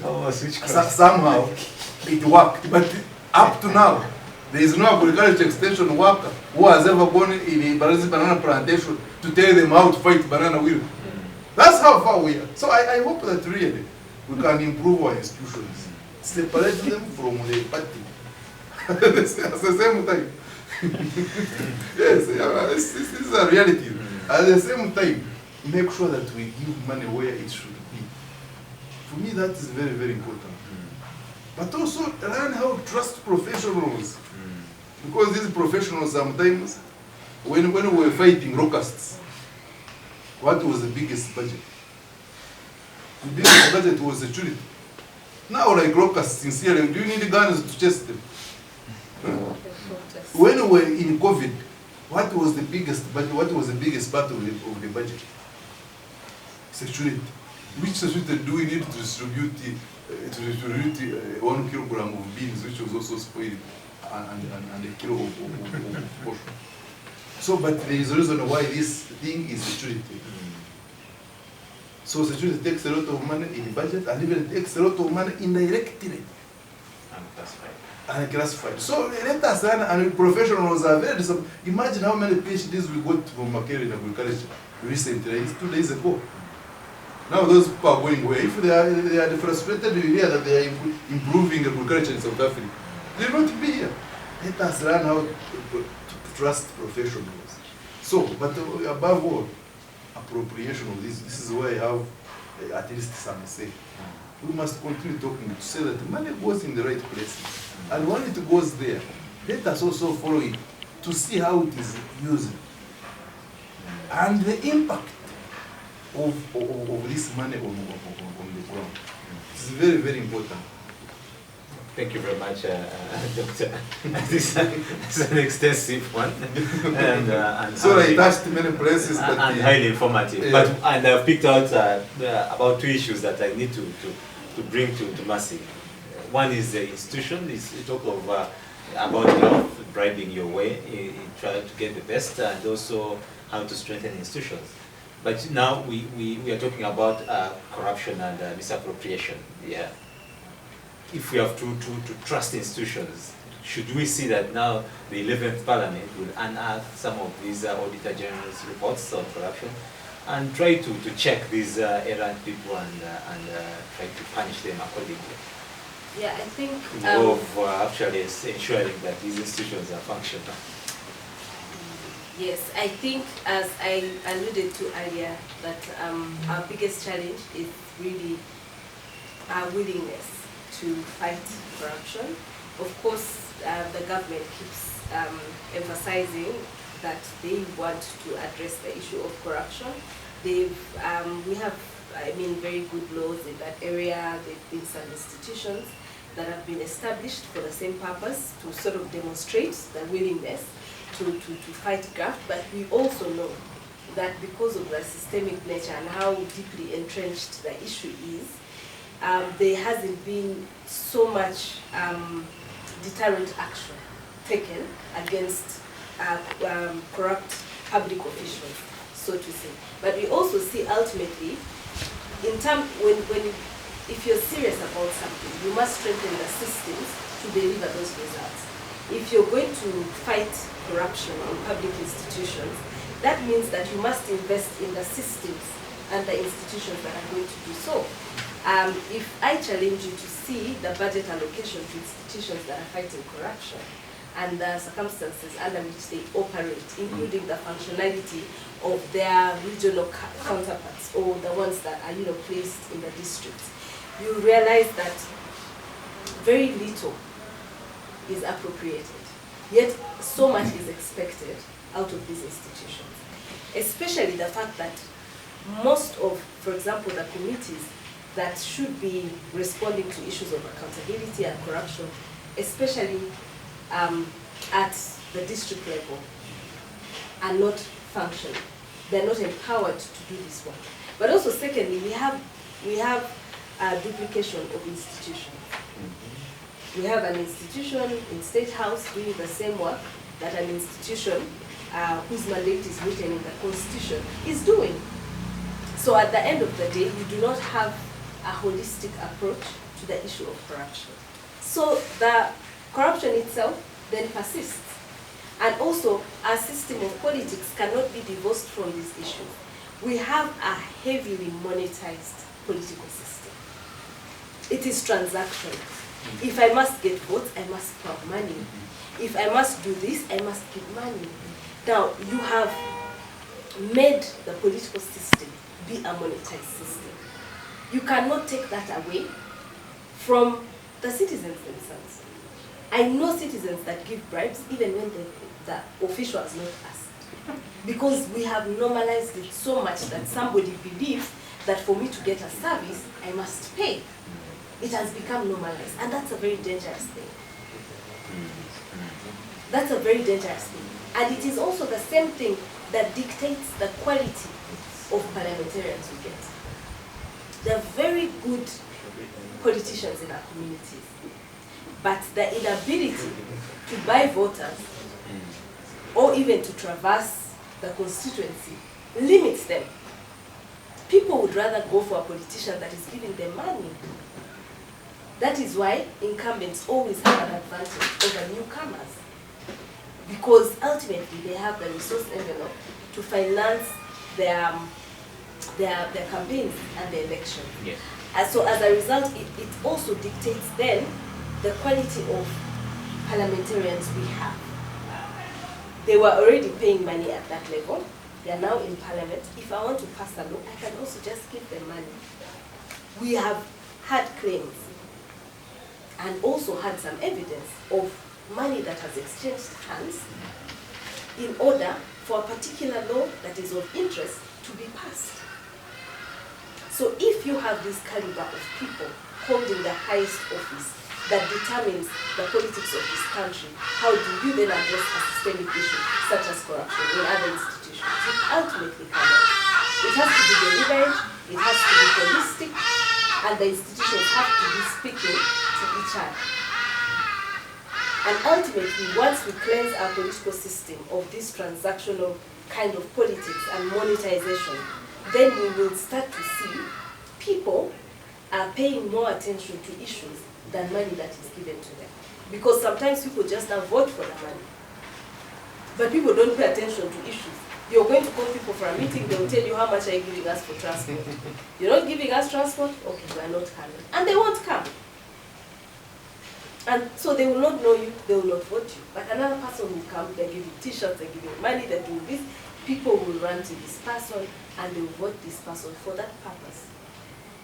And then at the end of the day, it's no wonder the outcome of our parliament is very wanting. So it's an overall systemic issue that I believe can be addressed, in my opinion, should be addressed, but it takes a deliberate, you have to be intentional about it.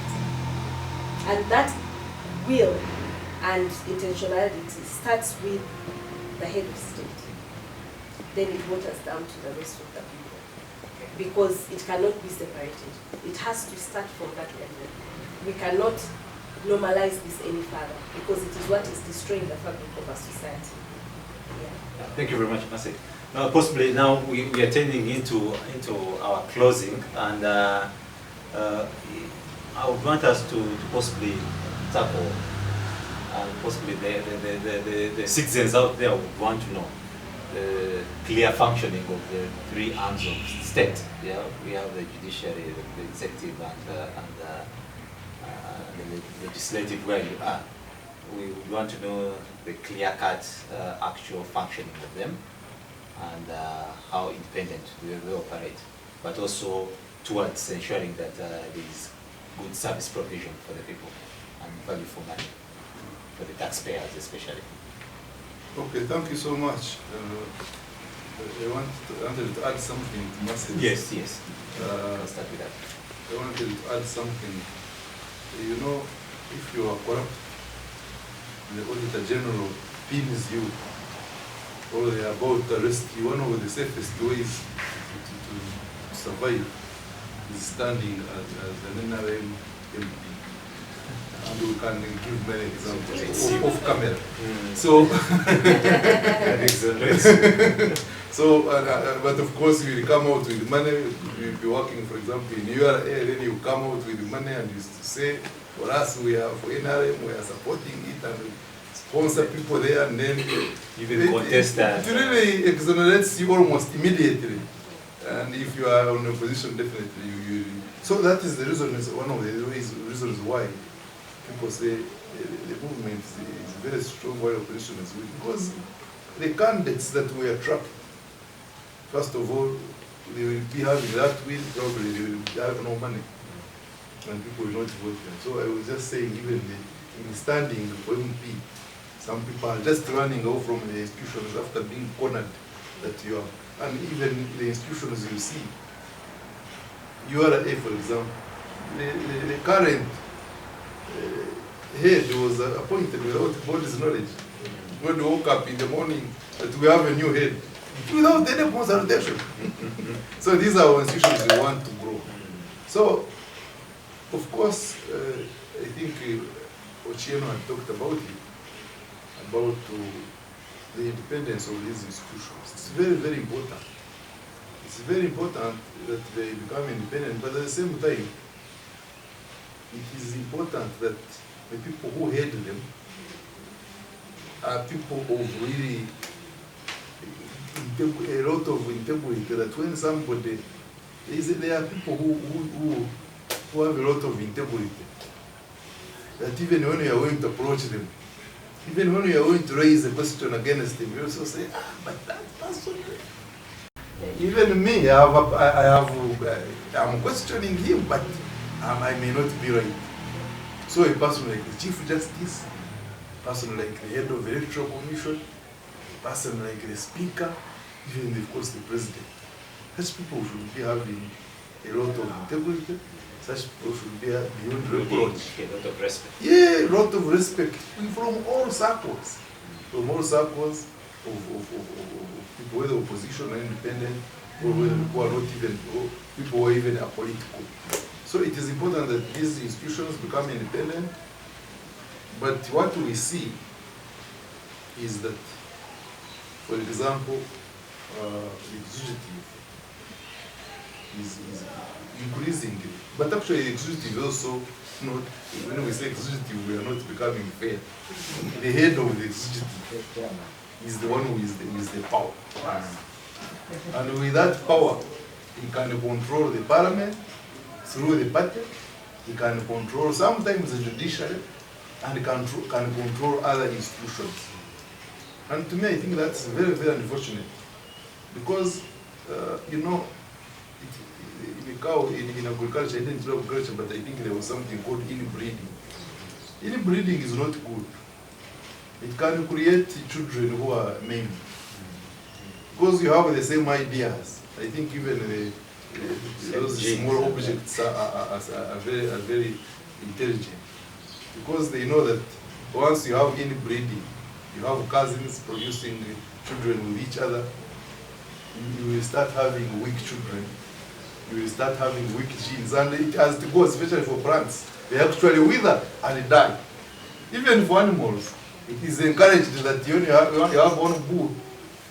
After some time, you chase it out, you bring a new one to increase on the genes. So, what NIM is missing now is the genes from out. All the voices, whether it is from the people, or whether it is from civil society, or whether it is from opposition. Okay, let us say opposition is opposing them for the sake, as we usually say. How about people? Why don't they allow people to demonstrate? Why don't they allow civil society? So it is not the independence of these institutions is not only a problem of these three arms. It is a problem which is general, and we must now, as Masesa said, start thinking about them, talking about it, and organizing against this, because it is very dangerous for our country.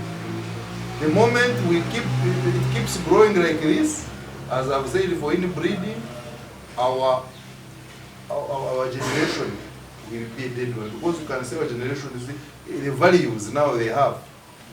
When I talk to the young people, corruption is now like, oh, it's okay. As long as you can build a house. In my days, if when I was finishing studying, like building a house of corruption, it is not something that you would hear people talking so much, young people.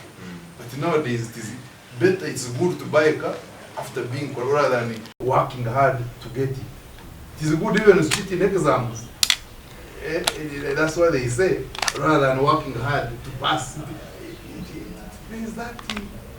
So, we must now, and again, you say it is our role. There are people who are, for us, most of us, we are going to give our areas some attention, especially health. Some will be lawyers, some will be business. But there are people who are trained to write these things, organize us, continue making sure that we have a system, we know how we are going to do it, and make sure that within like 5 years or 10, at least we are somewhere we are talking about it, and we are deliberate, and we have deliberate objectives, and we also have aims of where we are going. At the same time, we know how we are going to do it, and what is going to impact on our community. Yes. Interesting. Masesa, you want to have a take on this? You are a lawyer, and you really know how this system should operate. Yeah, I think the executive and the judiciary and the legislature, as I said, are really the heart of our government. They are the heart of democracy. And for a functional democracy, those institutions must exist. They must be effective, and they must be independent, because they check on each other. So meaning that Parliament checks on the powers and the activities of the executive. Parliament scrutinizes laws that emanate from the executive, but where need be, they can also, put in place private member bills where this is not forthcoming. But ultimately, where a law that is passed by Parliament does not serve the interest of the country, and a citizen or a group of people or an institution challenges this, then you find the judiciary, in its independent role, is supposed to, either annul such a law or give instructions to Parliament to amend accordingly. So you can see that in doing this, even if the law itself, for example, came from the executive, and then it was brought to Parliament, Parliament scrutinizes it and then decides to pass it, the judiciary can still throw out such a law. If Parliament passes a law, the executive can refuse to append their signature on such a law. And in any case, if it's a serious issue, then a citizen can also decide to go to the court so that the court pronounces itself on the issue, and henceforth reliance will be on the decision of the court, which is very important. And so why these institutions must be independent is to really preserve the values of the country as enshrined in the Constitution. Because those values have to be protected. Where rights are violated, they must be enforced. And ultimately, there has to be a certain level of organization in how these different institutions function. And that's why in the Constitution, there are very clear duties and roles for each of these institutions, including how they function. That is so because there has to be a mechanism in place that ensures that there is no abuse of power, that each institution does not go outside of that mandate. If it was just left as it is, I do not know whether we would still be functioning today. But the Constitution tries to put certain perimeters beyond which an institution cannot operate. What is happening now is a conflict between politics and democracy. You realize that because of the political system in which we are operating, certain values conflict with the intentions and the dreams and aspirations of people that are steering our political system. So if my intention is to keep power, ultimately, rule of law becomes an enemy of my operations because I cannot be checked by the law for anything. Mine is my ultimate goal is to stay in power, preserve it, and move forward. Anything that stands in the way of that has to be pushed on the outside. That is why our parliament, amidst chaos, could afford to remove the age limit, even amidst opposition from the citizens in general. And at the end of the day, that was not just parliament. Those were decisions that were arrived at outside of parliament. They were just implemented in parliament by groups of people. So at the end of the day, in such a system, it becomes very difficult for citizens to have confidence and trust in the government. And that is why we have the sentiments as they are. But imagine a situation where institutions take the side of citizens, like what has just happened in Kenya. The court's decision is final. Nobody is going to do anything about it. And that is how it is. At the end of the day, who benefits most from that decision? It's not the people who went to court, it's the citizenry. Because before you make a constitution, you move village to village around the country, collecting views of the citizens. So the constitution has in it views and opinions of all categories of people from different corners of the country. How do you then make a decision without including these people whose views you collected? At the end of the day, that is a breach of trust of the people. So at the end of the day, our constitution makes it very clear that all power belongs to the people. So that means that the power must also be exercised in the interest of the same people. That is why when I was opening my session, I said we must have a people-centered governance system where you are putting the interests of the people ahead of anything else. The country comes first before your political party, before anything. Because I do not know how you can have a conscience and you sit and make a decision as a human being for the interest of a party and not for the interest of Ugandans. I do not know how you sleep at night.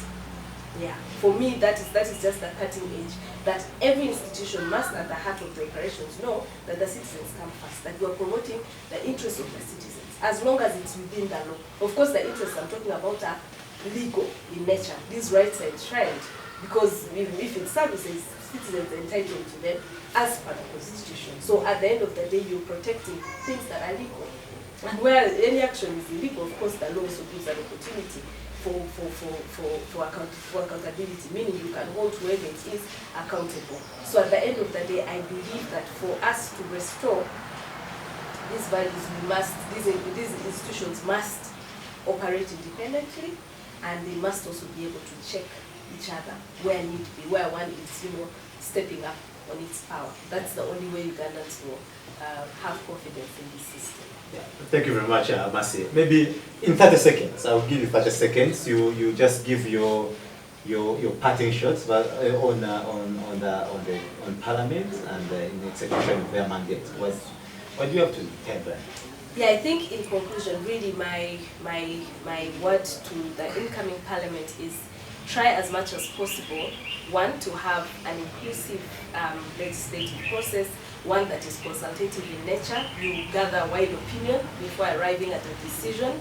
Let it be people-centered, informed by context, informed by real issues in real time that are happening, but also putting the country's interests ahead of everything and restoring citizens' trust in this system. They have elected you in that position, and I believe the fact that they elected you in that position means that you owe them a certain duty that you must be able to undertake in their interest. So we still have hope that there are new energies, but we also believe that everybody that is in that parliament is human and they have a conscience, and that they can be able to exercise their judgment in a manner that serves our country rightly. So I wish the incoming parliamentarians, starting with Honorable Nicholas, who is right next to me, all the best in this upcoming term, and definitely I know we're going to be interfacing throughout the 5 years. Thank you very much, Masi, and of course, thank you for being with us. And to Dr. Kamara, Honorable, your 30-second shots as an assurance to the Ugandans out there who are losing trust in Parliament. What do you have an assurance? We could have it on record. Yeah, yeah. Thank you so much for the panelists, Masi and Ochieno, and you, moderator, and I also thank you viewers for viewing. But in my conclusion, it's not different from what I've been saying. In my conclusion is that once we have a crisis, we can't run away from it. And we can't say we are not going to fight and give up. We must always find ways around to make sure that we survive. First of all, we survive. Second, we work for our people. I hope we shall not have to find ways around in this parliament. I hope there will be respect for each other, respect, parties respecting each other, the state respecting political parties, even in opposition, and I hope there will be independence. There will be independence over an institution. By the time 5 years end, I hope there will be more independence, not only in parliament, as I say, not only in judiciary, but also in other institutions. And then appropriation, I hope we shall be able to put money in the right place, and also think about our debt sustainability and stop getting loans which we are not going to spend, but also paying interest on them.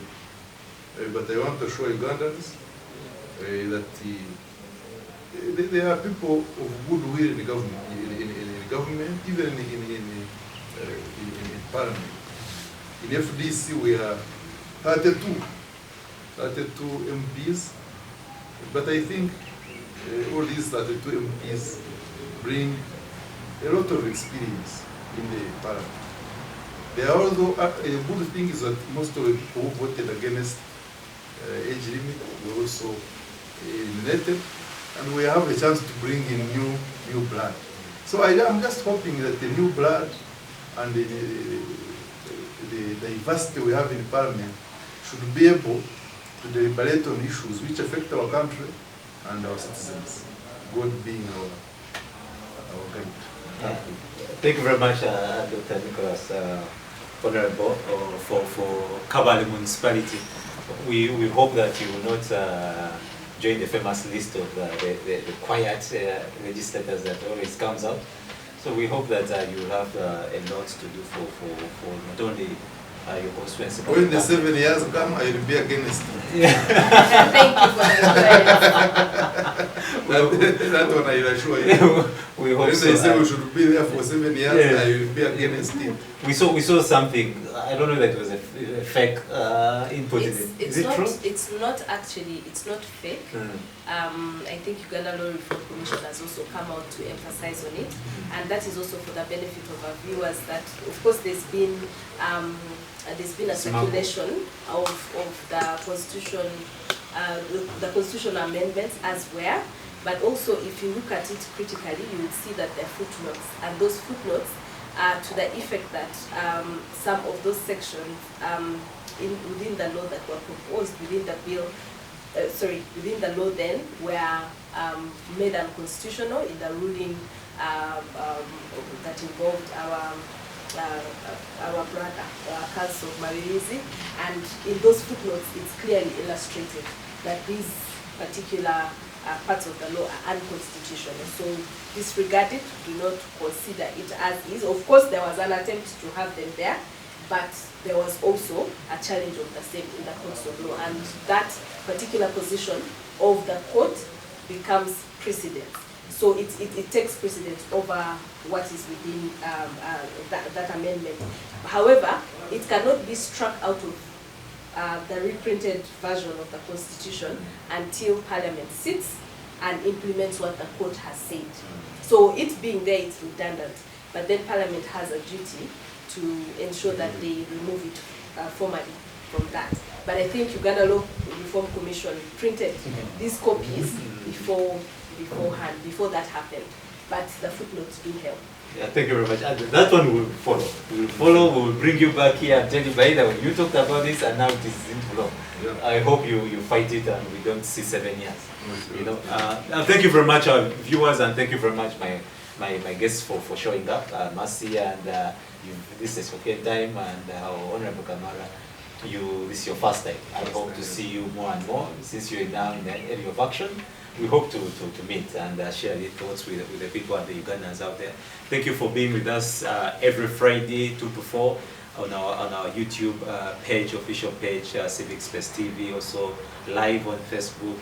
We stream there. Thank you very much for also following and sending us your reactions and comments on our hashtag ChatShowUG. I've been your host, Masesa Demiano, and I constantly do this and for the good of the country, because Uganda is possible. Thank you very much. I'll see you next week.